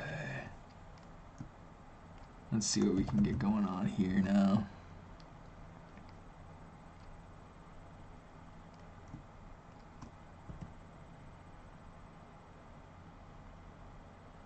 Okay, so now we got this sort of thing going on, which is good. I didn't do that. Why did you do that? Alright.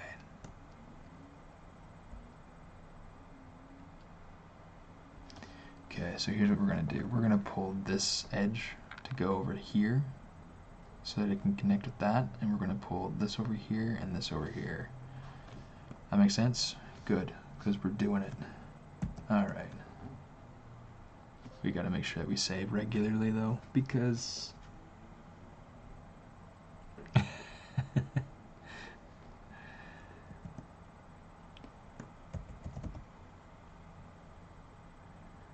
Let's see. Let's go over here. Let's say slide edge loop partial.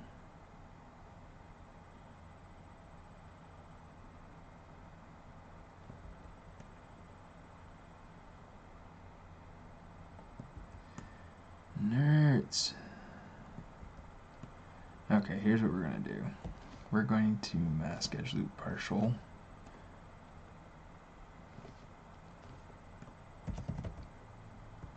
Let's just take it and we'll just use our move brush because that works. It's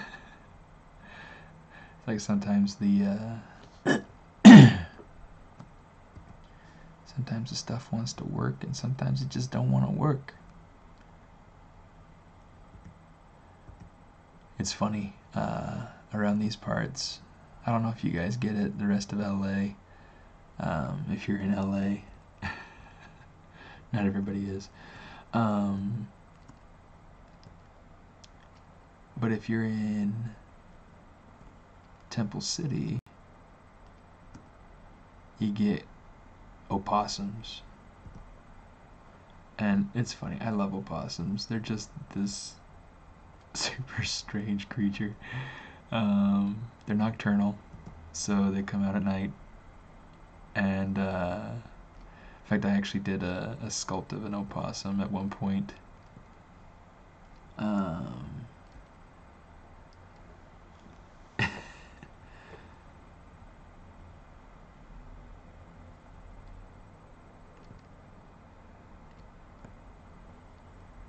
There was this one time where we were coming home. It was Valentine's Day.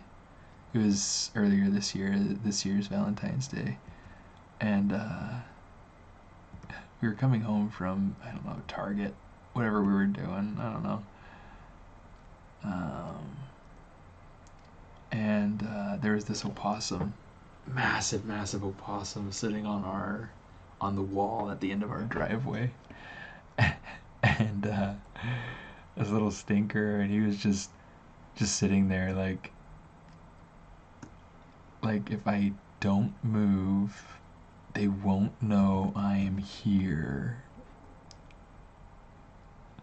And my yeah, you know what? Let's see. Let's try this actually.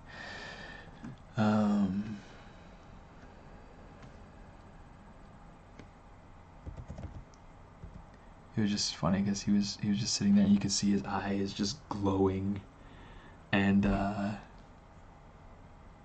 I don't know. Anyway, it's just funny. It was a cute little guy. If you're connected with me on Facebook, you'll see the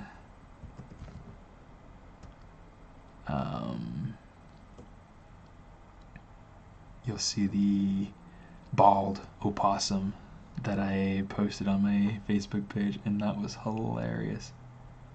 Sometimes Fresno has sloths? No way. No way. I don't believe that Fresno has sloths. Unless you're talking about traffic. Nah, I can't believe you on that one, Royce. You just passed into the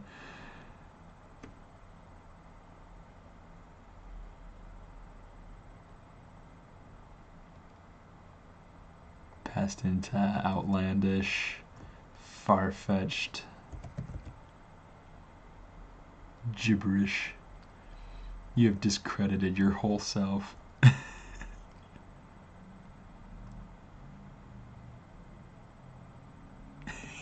See?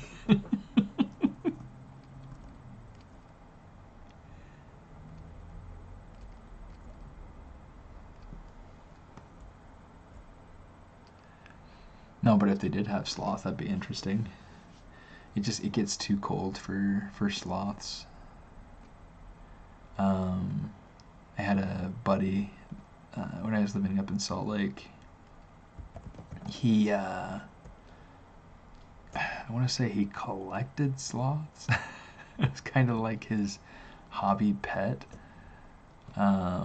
which is really quite sad. I mean, he loved his sloths. I mean, they were truly pets. I mean, they were his favorite, good friends, that he would come home to and he looked forward to taking care of them and things like that. Anyway, so there were, in the time that I knew him,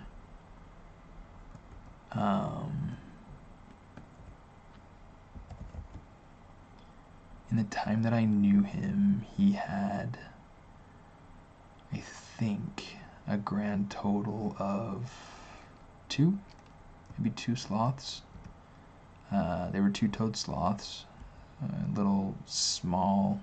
They were female too, and to my understanding,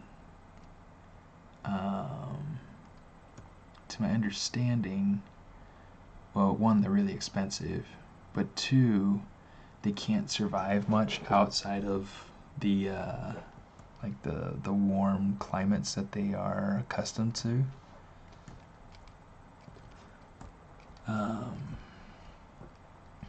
And so, like, even when they get wet, like, they love to take baths. They like to take baths, but if they are wet for too long, they'll get sick and they'll die. And so, in order to keep these sloths alive and well, he had to have a temperature-controlled room with humidity control, with everything. Like, the whole thing was very controlled environment, and it was a bedroom that he had converted into this habitat for these sloths.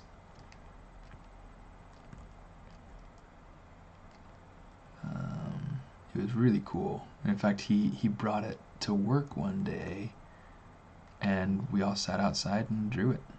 This is while I was teaching at Broadview Entertainment Arts University, probably 3 years ago, something like that.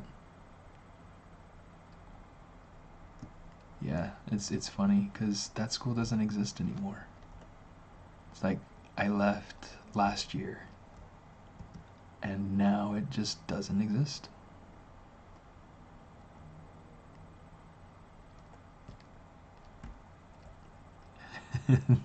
That's funny, Sherman. Saw an opossum by on a top rock moat by Goldfish Pond. Looked like he was rock climbing. I would be too if I was overlooking a fish pond. Okay. So this is looking pretty alright-ish. Still have to do some evening out. But we are definitely getting much closer to what we're hoping to accomplish with this tonight.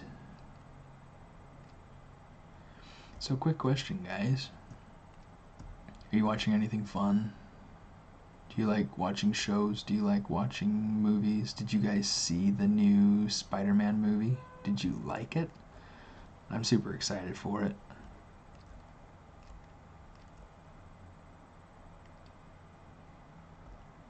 Oh yeah, you're right, Fishmeesh.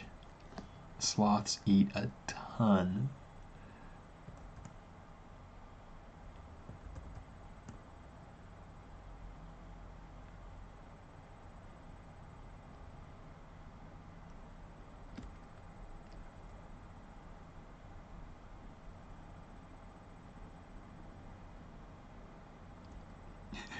You've already seen Spider-Verse twice. Awesome.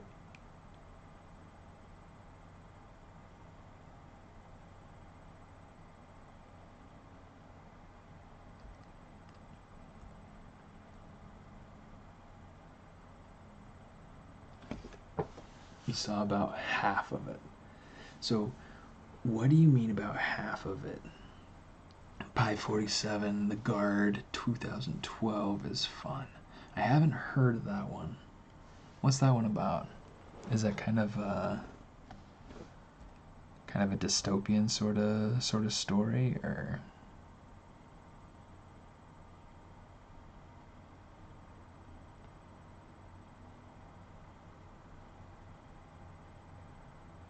I have kind of like a love-hate relationship with dystopian sort of.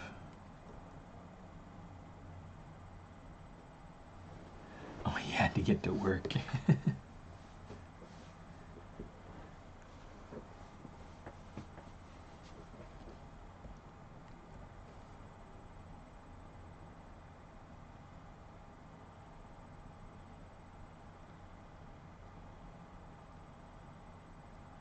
Okay, so cheese. Grew up with this with this young lady that would always, like, anytime anybody said queso, like well, queso in español is, it's cheese in Spanish, but anybody would say, que, so, she'd be like, cheese.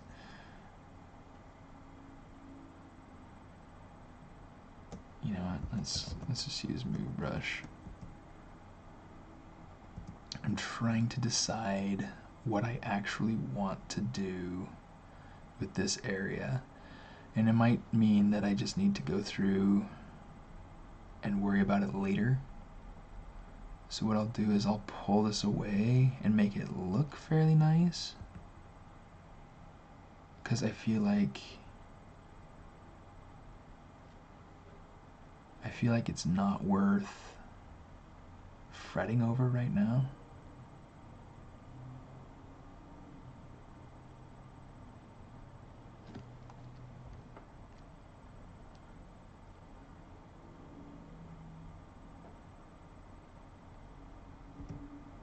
Actually, let's go through and I'll pull this out even further.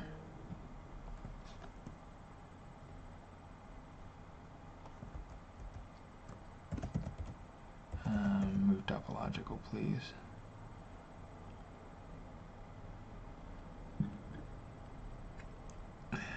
The reason why I'm using Move Topological right now is because I'm sick of having to adjust my mask.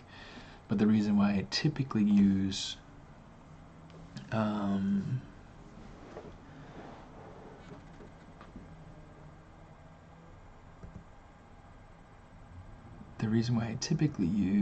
the mask and the Move Brush is that sometimes the Move Topological, it's really hard and really tricky to control what it is that it's actually selecting, and I really like not having to fight the selection. Especially when it's something that's really close together, things like that. So maybe what I'll do, we're gonna take this, we're gonna pull this out some. We gotta look at it from our different angles, make sure that it's working.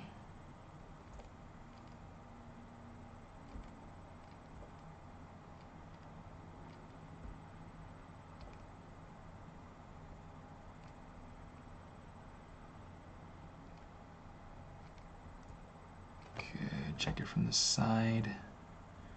Make sure that we don't get any weird like height issues or irregularities. Gotta make sure that the curves are going and continuing in a nice smooth fashion. Watching Volton, huh? That's the Transformer one, right?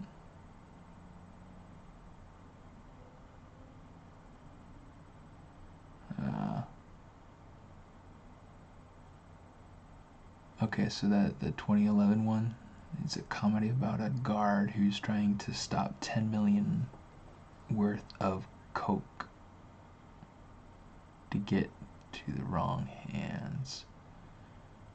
Haven't seen the new Spider-Man yet.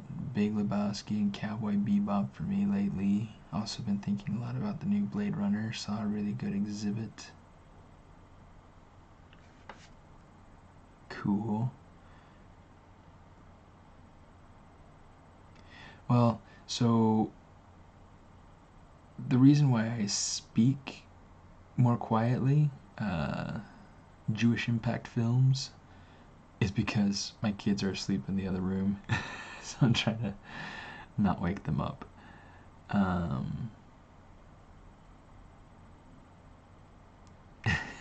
Funny about the sloth bears, Royce. But just to ask you, is it too quiet?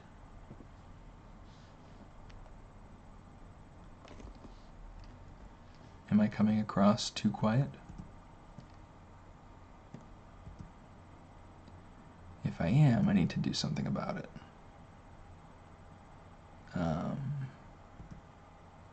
And if I am, I can't believe you guys didn't say anything about it.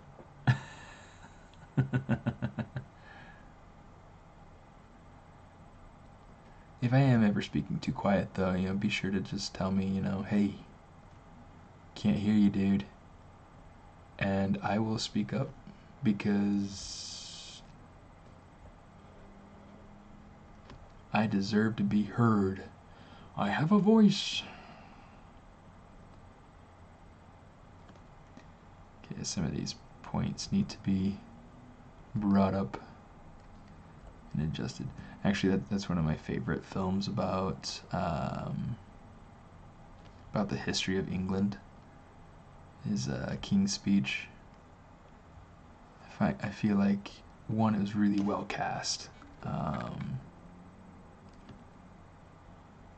Two,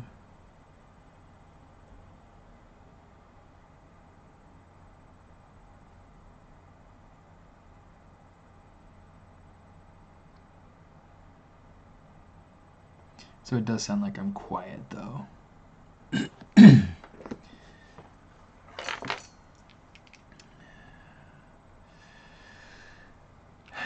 I hesitate to use these. Last time I tried to use my headphones for teaching class last night, it actually, for some reason it wasn't compatible with both monitors. I don't know, it was weird. So let me try it. If it works, great. If not, then shoot.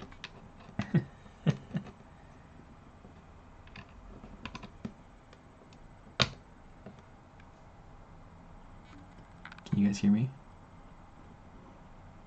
If you can hear me, let me know if it's still too quiet.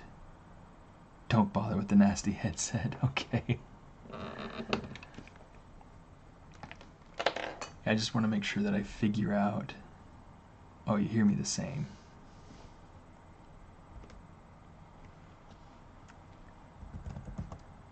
Okay. 'Cause I just want to really want to make sure that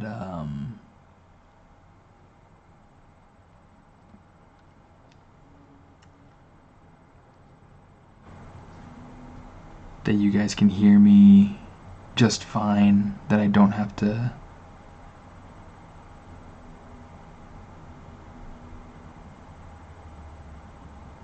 okay.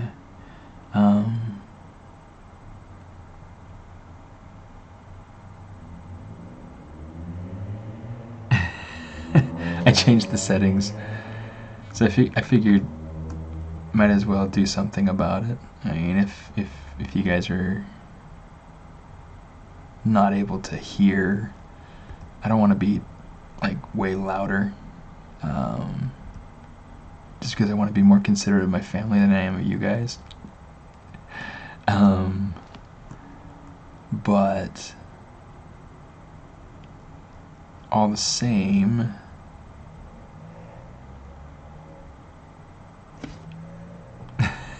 it's funny because it's like the mic settings, it was set for some reason to like 80% potency. Oh, you're leaving, Pi? Take care. Have fun.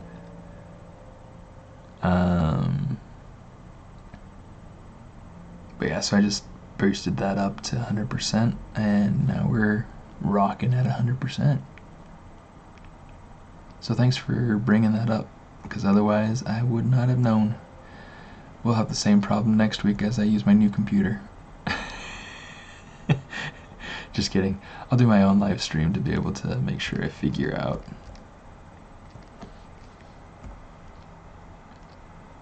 all the issues.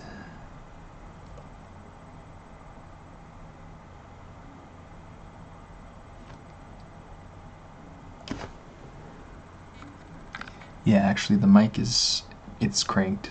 I mean it's cranked as much as I can make it. Smooth that bad boy, smooth that bad boy. This too. Okay, now we're good.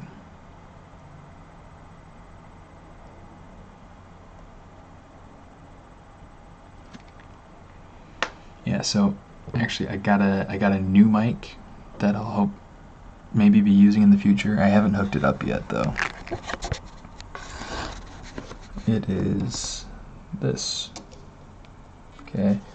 It's a really nice mic. I haven't actually gotten it hooked up. I haven't tried it out. I might try doing something like that sometime in the future. We'll see. We'll see. But then I can get all nice and close to it and you can hear me, you know? For now, we're here for some ZBrush.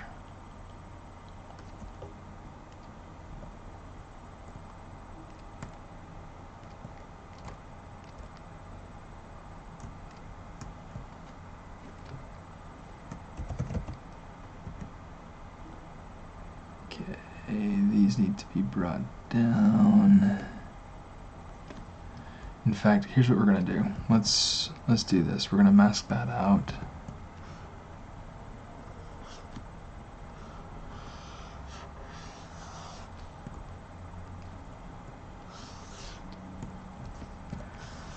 Let's make sure we have all these things masked. Okay, so what I want to do is I want to use my clip curve. So if I hit Alt, that'll give me the nice curve and whatnot. If I double tap Alt, that'll give me the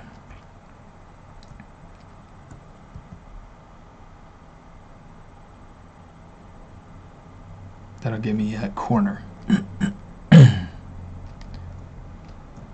Okay, so for right now,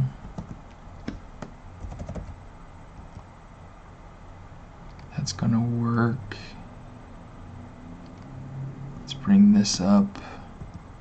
What I might have to do is I might have to just add like a, you know, some sort of bridge material. Don't know what I'll add in there, but I might make that probably some separate kind of piece. Mike Tyson. You know what? I'm gonna do that.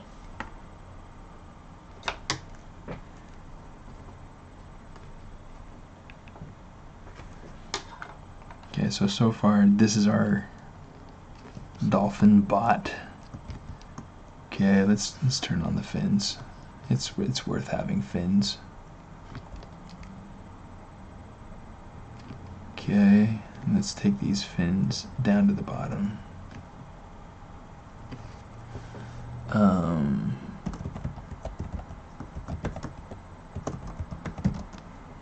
Not planets. Oh my goodness.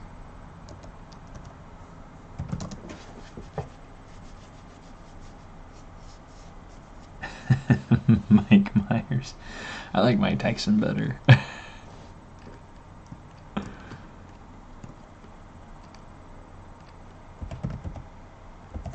Move topological. Let's get this going right. I want this to be pretty parallel to this.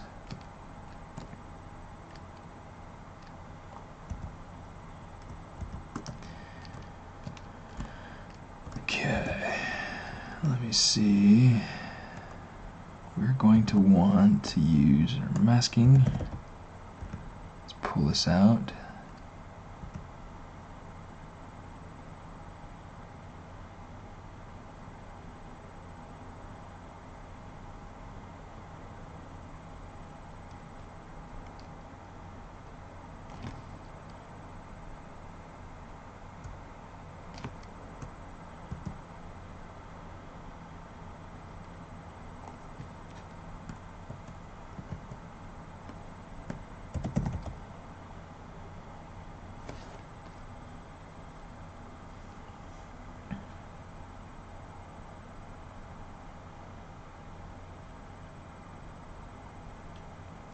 It's funny, Jewish Impact Films. So I was going through environments, but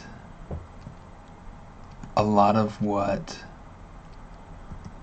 the feedback that I got was that people just weren't into it, and so it was a hard thing for me. Because I want to do something that people are going to enjoy. If you feel like, I want other people to kind of weigh in on this. I will be generally doing environments, that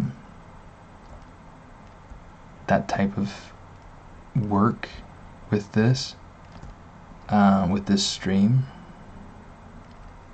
So if you guys would like for me to transition back next week, instead of doing that is a really strange string of letters, Ghost of Christmas Future. If you guys feel like you would rather I just stick to just environments, then I can totally do that. I am fine with doing that. I was just trying to kind of, because people weren't really seeming interested in, maybe it's just what I was, the environment that I had chosen to work on. So weigh in on this a little bit, guys. Let's see. Do you prefer to see... We'll go back to more environment-centric.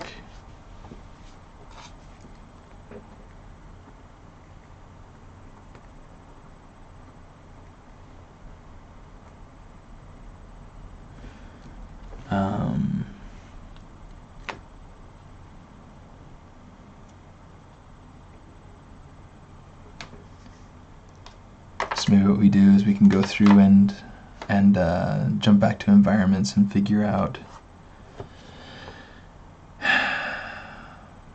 Here's what we do. Okay. I'm going to. Here's what we want to do. Send me a picture of a character, and I will choose one of them and create an environment for that character. Okay, hopefully that shows up nicely in the everything. Hopefully it shows up for you guys. So yeah, that's what I want you guys to do. Think of a character. Send me the character. I don't care if you send me the picture of the character. I don't care if you send me a message on Facebook. Send me something. Send me some. Send me a character. I'm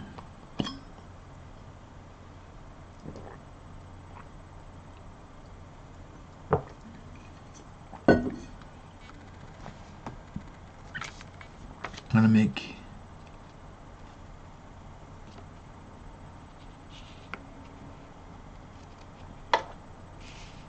I'm going to make note of that. Seth Engstrom.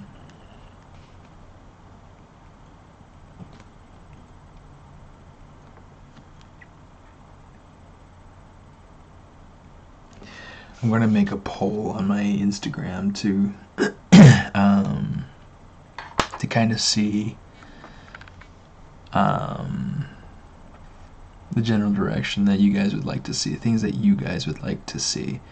I feel like it's important to include you guys in this sort of decision making, because in the end, this is something for you guys to watch. Yeah, I mean, I enjoy doing the projects, but the project is for you guys to watch. So, let me know what it is that you guys want to be able to watch. Don't want you going and changing channels on me now.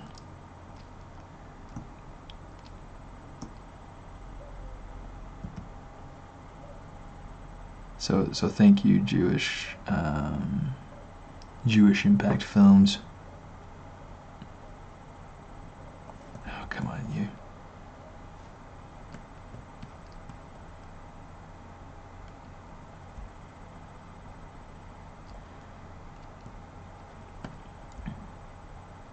Yeah, so the idea of what I was asking for, Royce, wasn't so much like the simplicity of the character.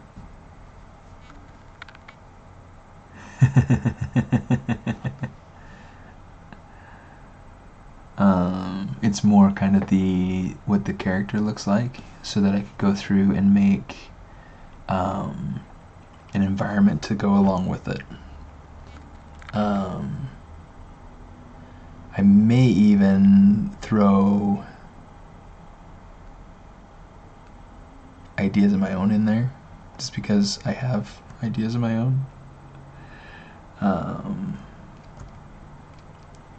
But yeah, maybe, and if you don't have any kind of specific idea of what you think would be cool, maybe think, do you prefer interior or exterior? Do you want to see something that's wood heavy? Do you want to see something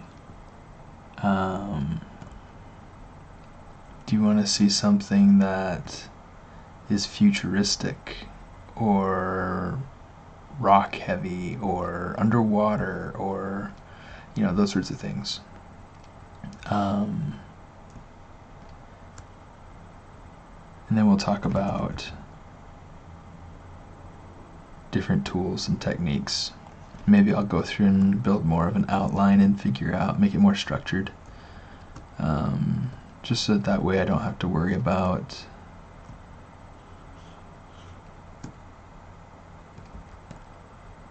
I think that might have worked, but I'm not sure. There's some sort of trick with ZBrush that if you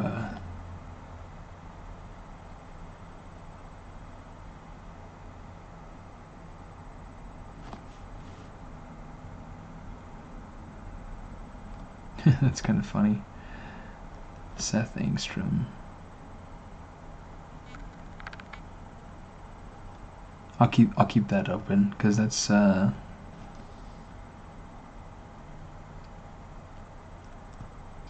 be helpful.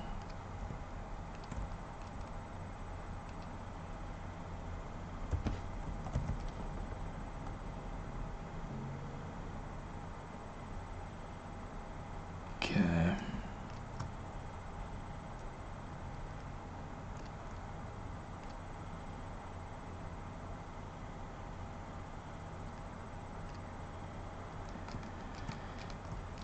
Okay. So once I get it to this point where I feel like the topology is looking smooth, it's looking clean. Make sure that I'm not getting too much. Yeah. Yes, I do. I work at Walt Disney Imagineering, actually doing design, 3D design for the theme park rides. It's really, really cool little gig. It's not something that a lot of people go through and think about as a profession. I mean, it's funny because like I got into the idea of working in animation because a friend invited me in high school to a 3D animation course that they offered at my school, and it just blew my mind that that would even be an option, you know, that that would be a career, that that would be something viable for me to do, you know. And this is about where I needed to be.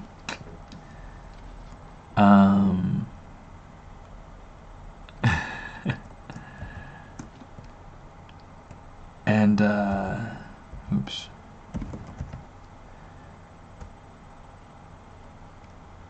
And so I went ahead and tried it out, and I loved it. I thought it was brilliant and so much fun, and decided from that point I wanted to go into animation. And I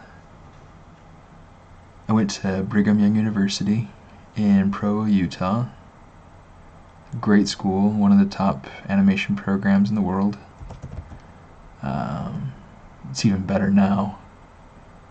It's one of the cool things is that it's been going through and it's just been evolving and becoming better over the years, with full disregard for everything that they've ever done.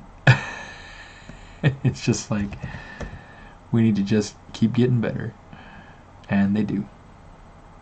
So it's been great.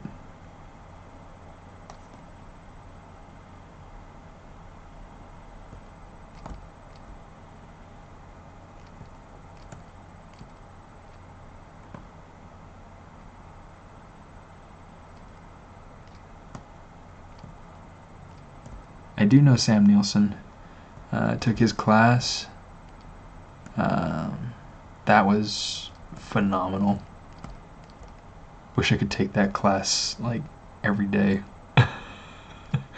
Dude knows so much about light and the way that light affects our perception of color, how colored light and true color interact to be able to help us perceive how something looks, how the surface of an object or the type of material, or just everything. I mean, the dude is just a wealth of knowledge. He's incredible.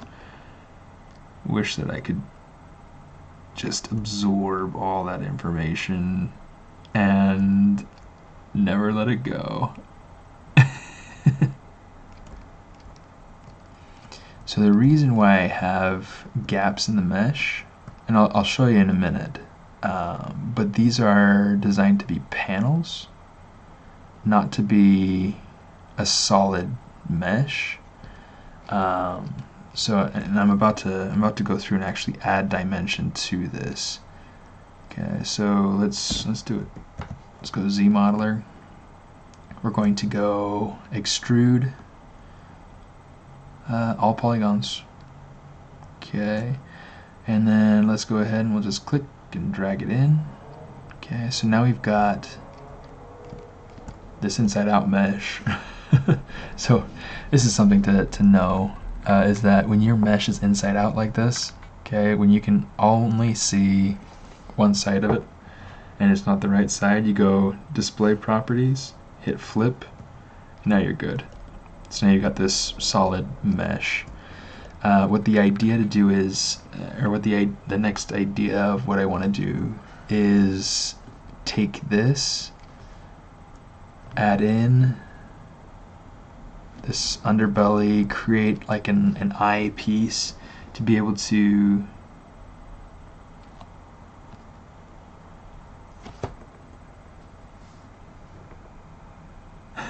don't let my mesh look like that. Okay, I'll do my hardest to not let my mesh look like that. It's kind of like armor. It's more just plating for a robotic dolphin.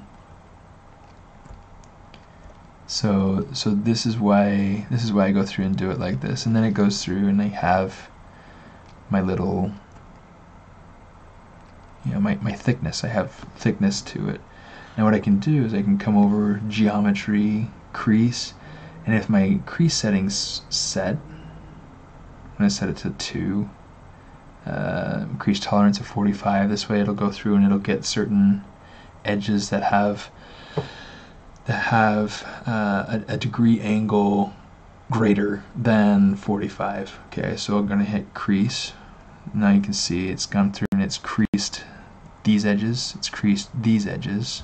So now if I hit my dynamic subdivision, dynamic subdivision, you can go through and you can see where it went to. There's some spots that it hit that I don't want it to hit, so I'm just going to go ahead to my crease, edge, and just hold Alt to be able to uncrease those. It's a very handy feature, and I use it a ton. Get that.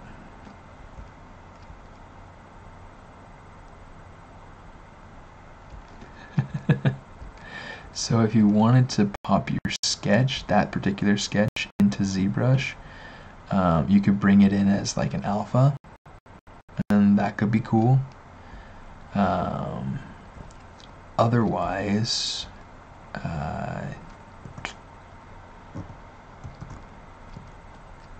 it gets kind of tricky because, so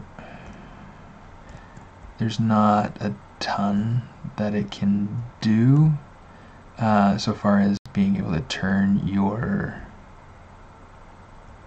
shoot.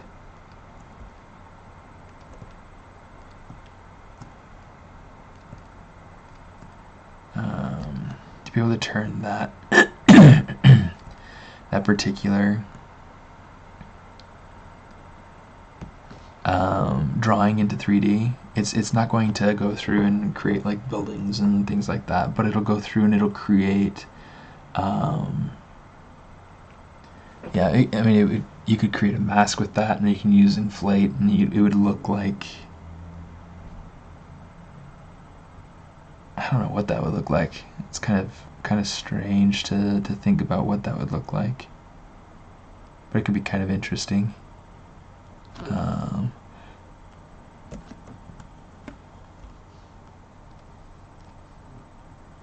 You know what? Yeah, because this is going to have these. Whoops.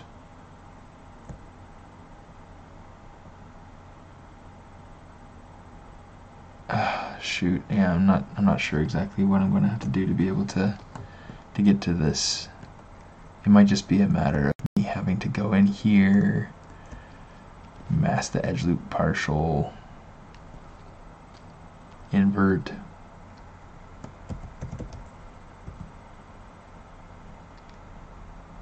pull it out,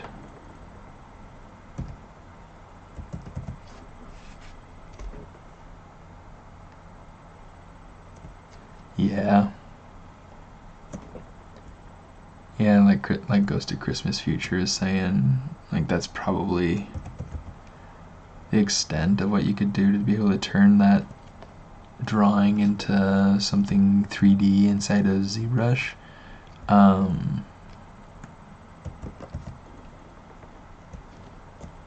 there we go. Let's get that. It's just really kind of a tricky thing.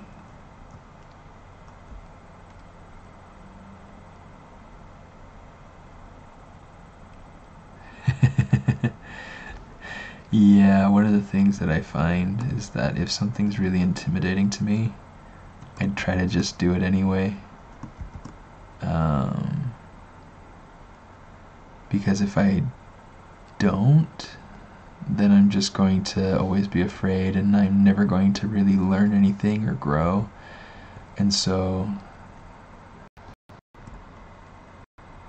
that's something that always drives me nuts, is when you get these sorts of pinching in the corners.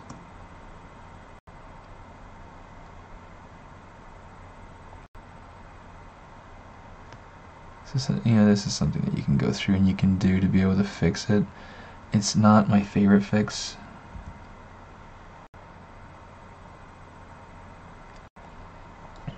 Because if you look at this, now I've got these pinching spots that can create some artifacts later down the road. But for now, it's not a huge deal.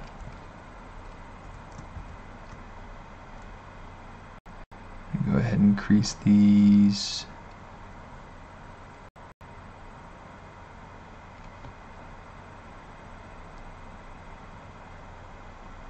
Crease that bad boy. Alright, alright, alright.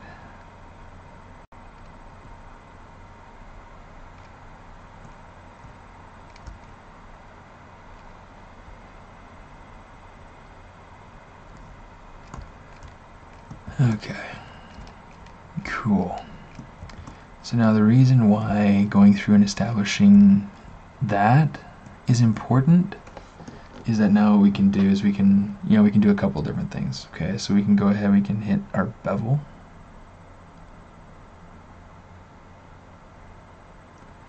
Actually, let's take out our subdivision, or dynamic subdivision. Let's go ahead and let's play with our bevel some. Don't want dynamics.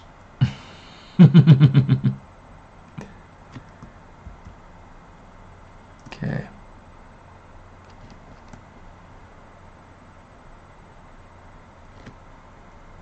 Anyway, you can play with it. You get different effects.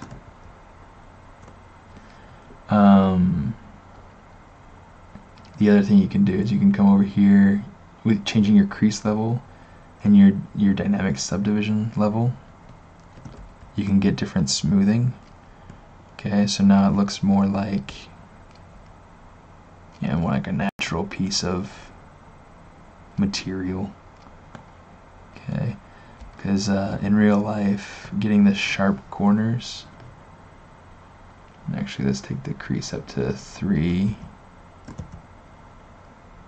Okay, that gives me a little bit sharper, a little crisper of an edge, which I like in this instance. Okay, that'll help. It'll just help to kind of play around with it, pre-visualize it.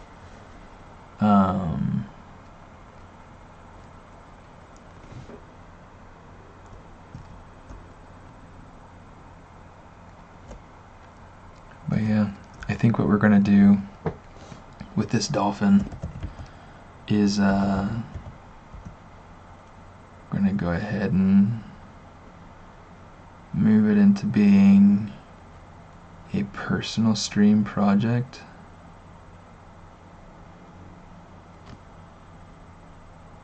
If I can get time to do it.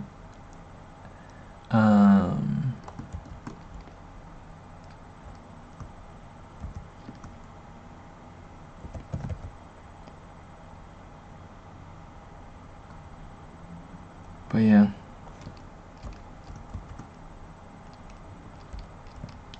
So for those of you who have been with me since the beginning, let's go ahead, let's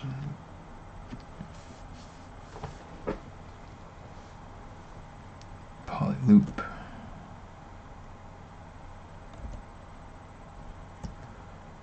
Polygroup island. What I want to do is I want to flatten this.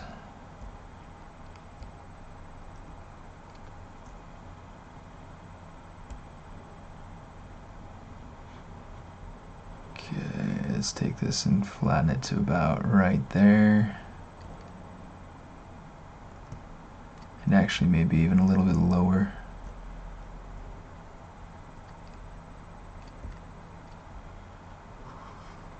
Just gonna take it. The reason why I want to get rid of that and make it flatter is that this is the inside of the head.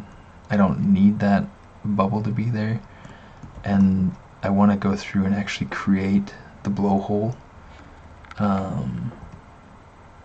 So what I'm going to do is, let's actually delete these polys. Okay, and then we're going to split this.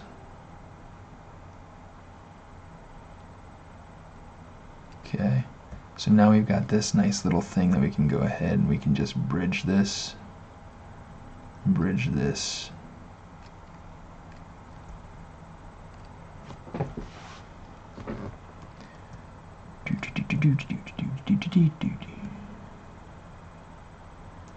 And then let's go like this. If you hold Alt and you drag and click and drag over your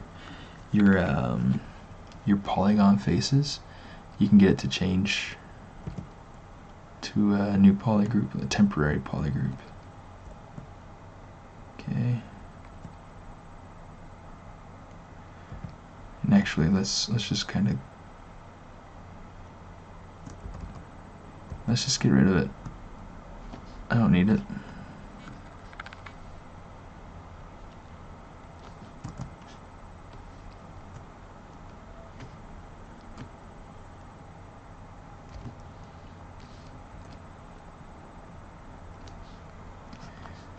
Okay. It was those two, right? It was indeed. Okay, split that, bridge, bridge, delete a poly, delete a poly, delete a poly. Okay, so now what we want to do is we want to bridge two holes. And minimum resolution. Click on the first hole. Oops. Do not delete the polygon. Click on the second hole, and there you go. So now we've got this blowhole created. I mean, there will be some other things that I'll go through and I'll do. Like I will probably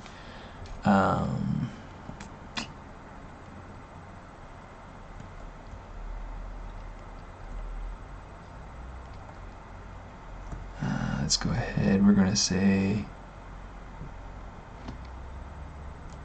I guess we already have one, so let's just go ahead and we'll slide this edge loop partial up to the top. Okay, now we're just going to go ahead, we're going to mask this edge loop.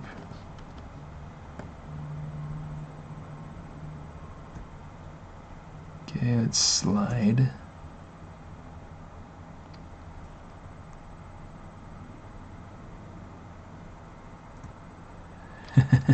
Happy holidays. Have a good holiday weekend and everything, and you know, thanks for tuning in. Thanks for patiently sitting through all the mic check, and yeah, you guys are great.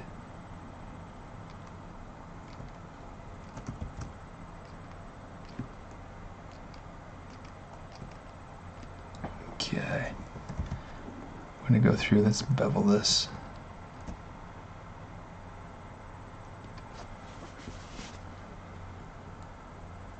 Sometimes you have to go past a certain point and then come back to where you want it in order for it to work the way you want. But essentially, this is how you would start in creating panels for your very own phonobot.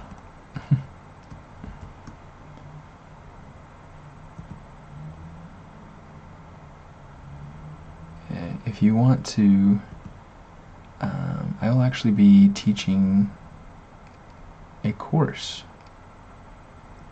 on this through XMD Academy with Michael Dunham. Okay, and I am working on, we're working on, oof, that's not the right thing I wanted. Here we go. The course is being planned out, and it won't be in the same format where I'm doing like a live demonstration. And there will be video modules. There will be some live demonstration where I go through and I answer questions and we talk about things, you know, live and on the spot. But you'll be able to go through and see these videos and demos and things, and it's a 10-week course. So, you know, if you're interested in going and checking it out, check out XMD Academy, and yeah, it'll be fun. I don't know that I have a cap or a limit on how many students each class can take at a time, but there will be all sorts of classes. There will be classes about creating specialized insert mesh brushes, or really just all sorts of stuff. All sorts of stuff.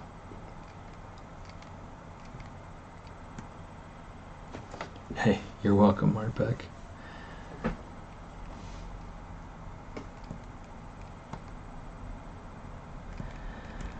Yeah.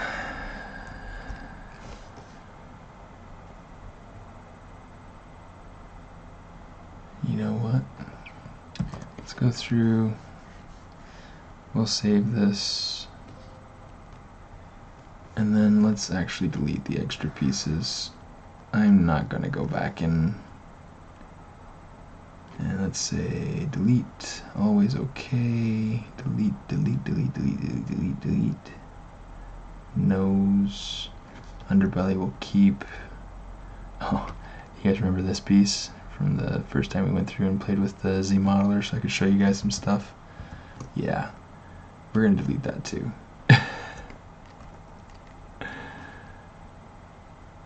Okay, let's take this. We're going to take it all the way down to the bottom. So now it's like an armored dolphin. The reason why I wanted to bring this back is because I can go through and I can, let's get rid of this, we don't need that. Geometry, Dynamesh. Yeah, sure. The blur's fine. Let's get rid of the blur now. Okay. So we don't need any of the polygroups, we don't need any of that. In fact, really, we don't need much of anything. All I need out of this is really like this belly area. And maybe this eye space.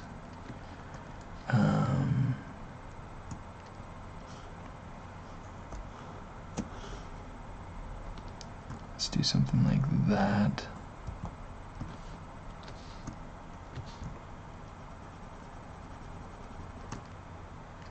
Kind of use Sculptress mode to kind of shave it down a little bit.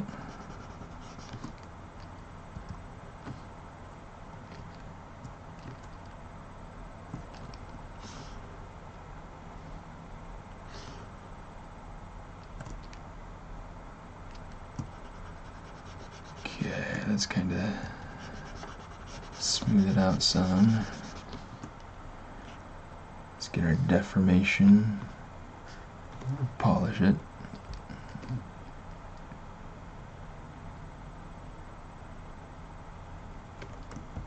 And we'll inflate it some.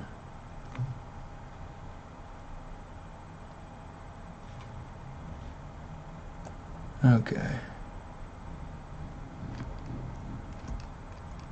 So now this will be a good template for me moving forward to be able to create the rest of the dolphin.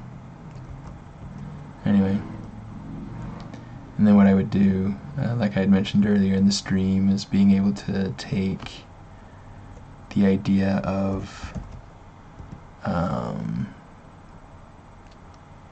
like some sort of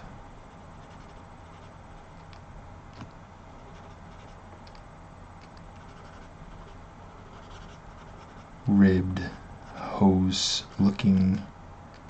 In fact, maybe we make something that feels much more kind of together in the center.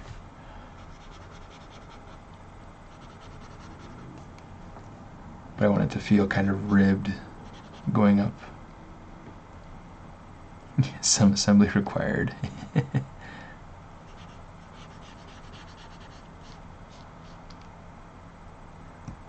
Okay, let me see. Let's try going into planar.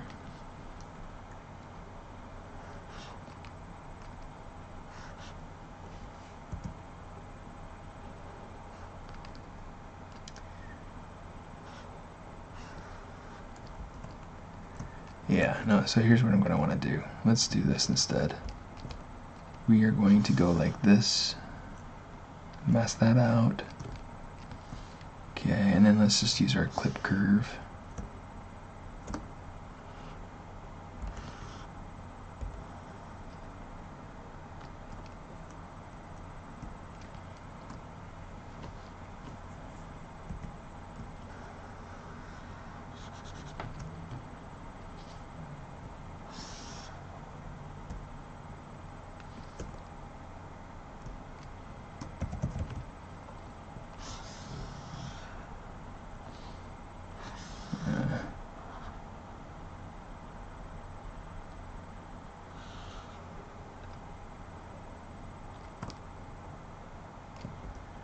Didn't want that, but that'll be fine. That'll be fine. Let's just use this. And we can just kind of pull this out a little bit. So this way we get kind of like this rail. I don't like that, actually. Let's not do it.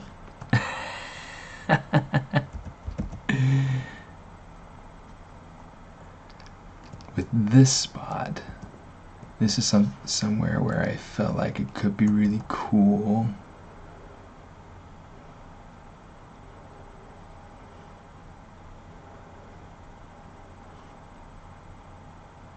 To do something like this. And then we can just come down here and let's say extract. That's too far.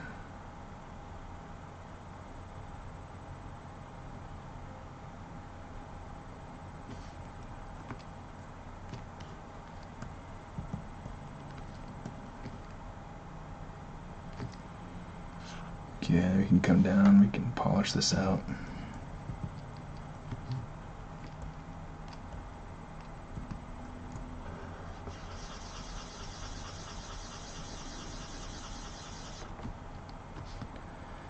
Need to get that Z intensity up.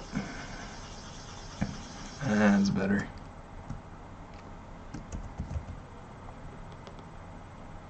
Kind of pull this up and around.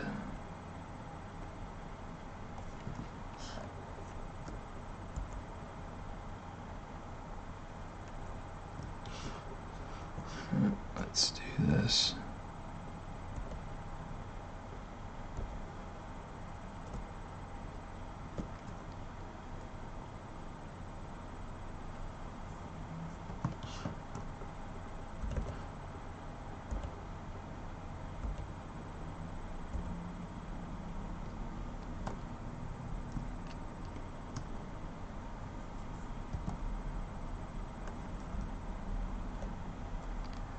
Okay.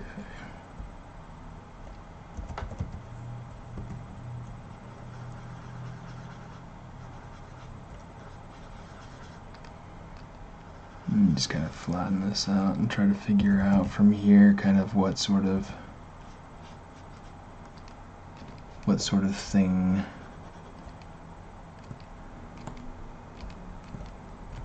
or if I even want an eye on there at all, if I want it to be just some sort of streamlined something or other. There's like a little patch for an eye.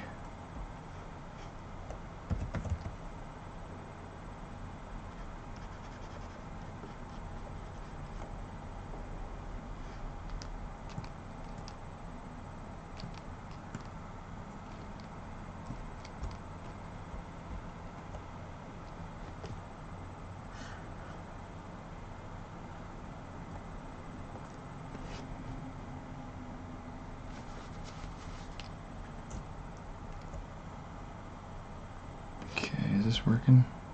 It is working.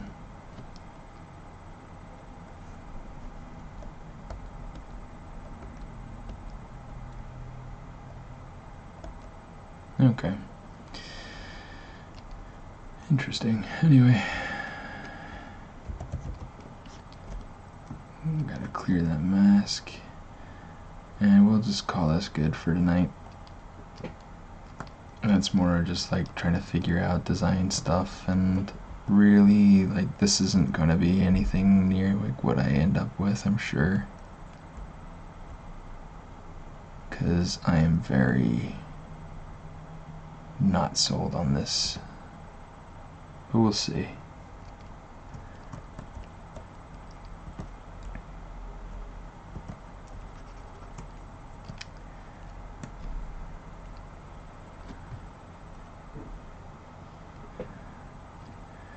Not sure what that is.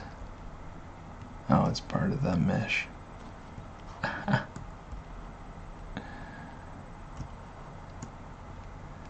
Okay, anyway. So this is essentially just kind of the base idea of what I would get into.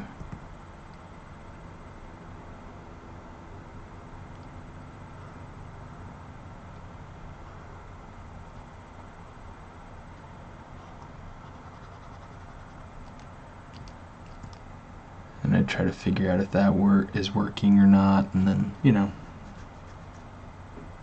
trying to figure it out. Through here I would go through and try to figure out another panel, another object to be able to act as a bearing. And this would obviously need to be a separate piece, but this would be something that could, that could have some roundness in the front and then some hollow in the back, and try to figure out how to make it feel streamlined.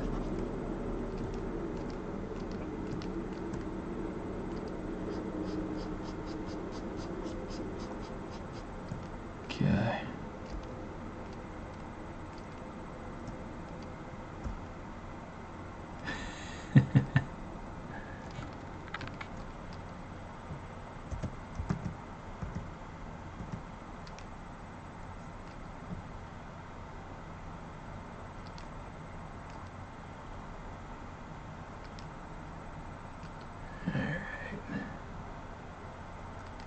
Yeah, we're gonna call it now. We are going to call it now because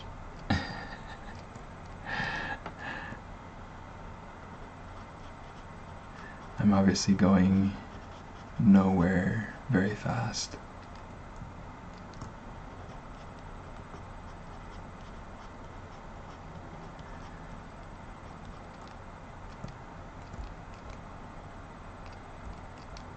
But yeah, anyway, that's a start.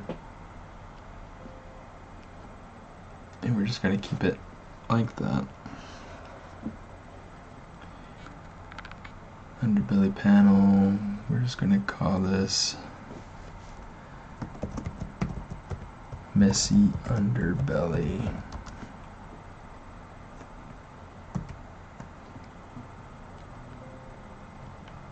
Alright, anyway, there she is for you. That'll be, we'll try to get it, further along at some other point, but I think we're going to not do things like this. in the future on this channel. We'll probably go ahead and move back into doing more environment-centric stuff.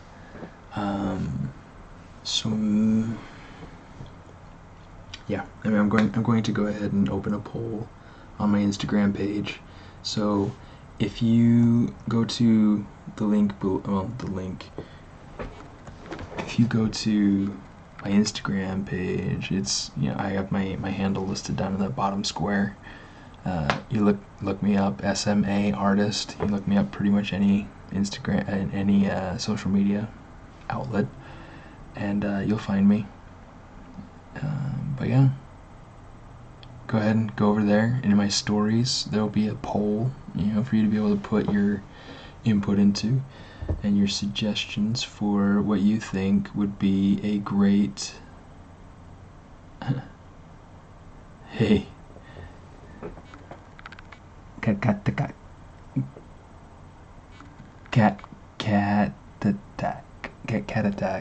Okay, I had to go through and read through that, but as soon as I did, that made sense. Cat attack.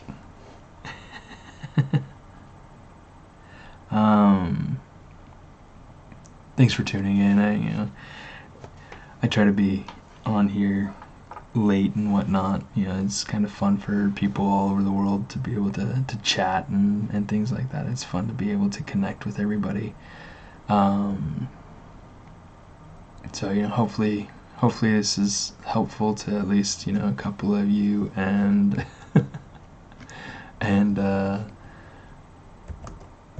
we'll make sure to stick with our environment pieces.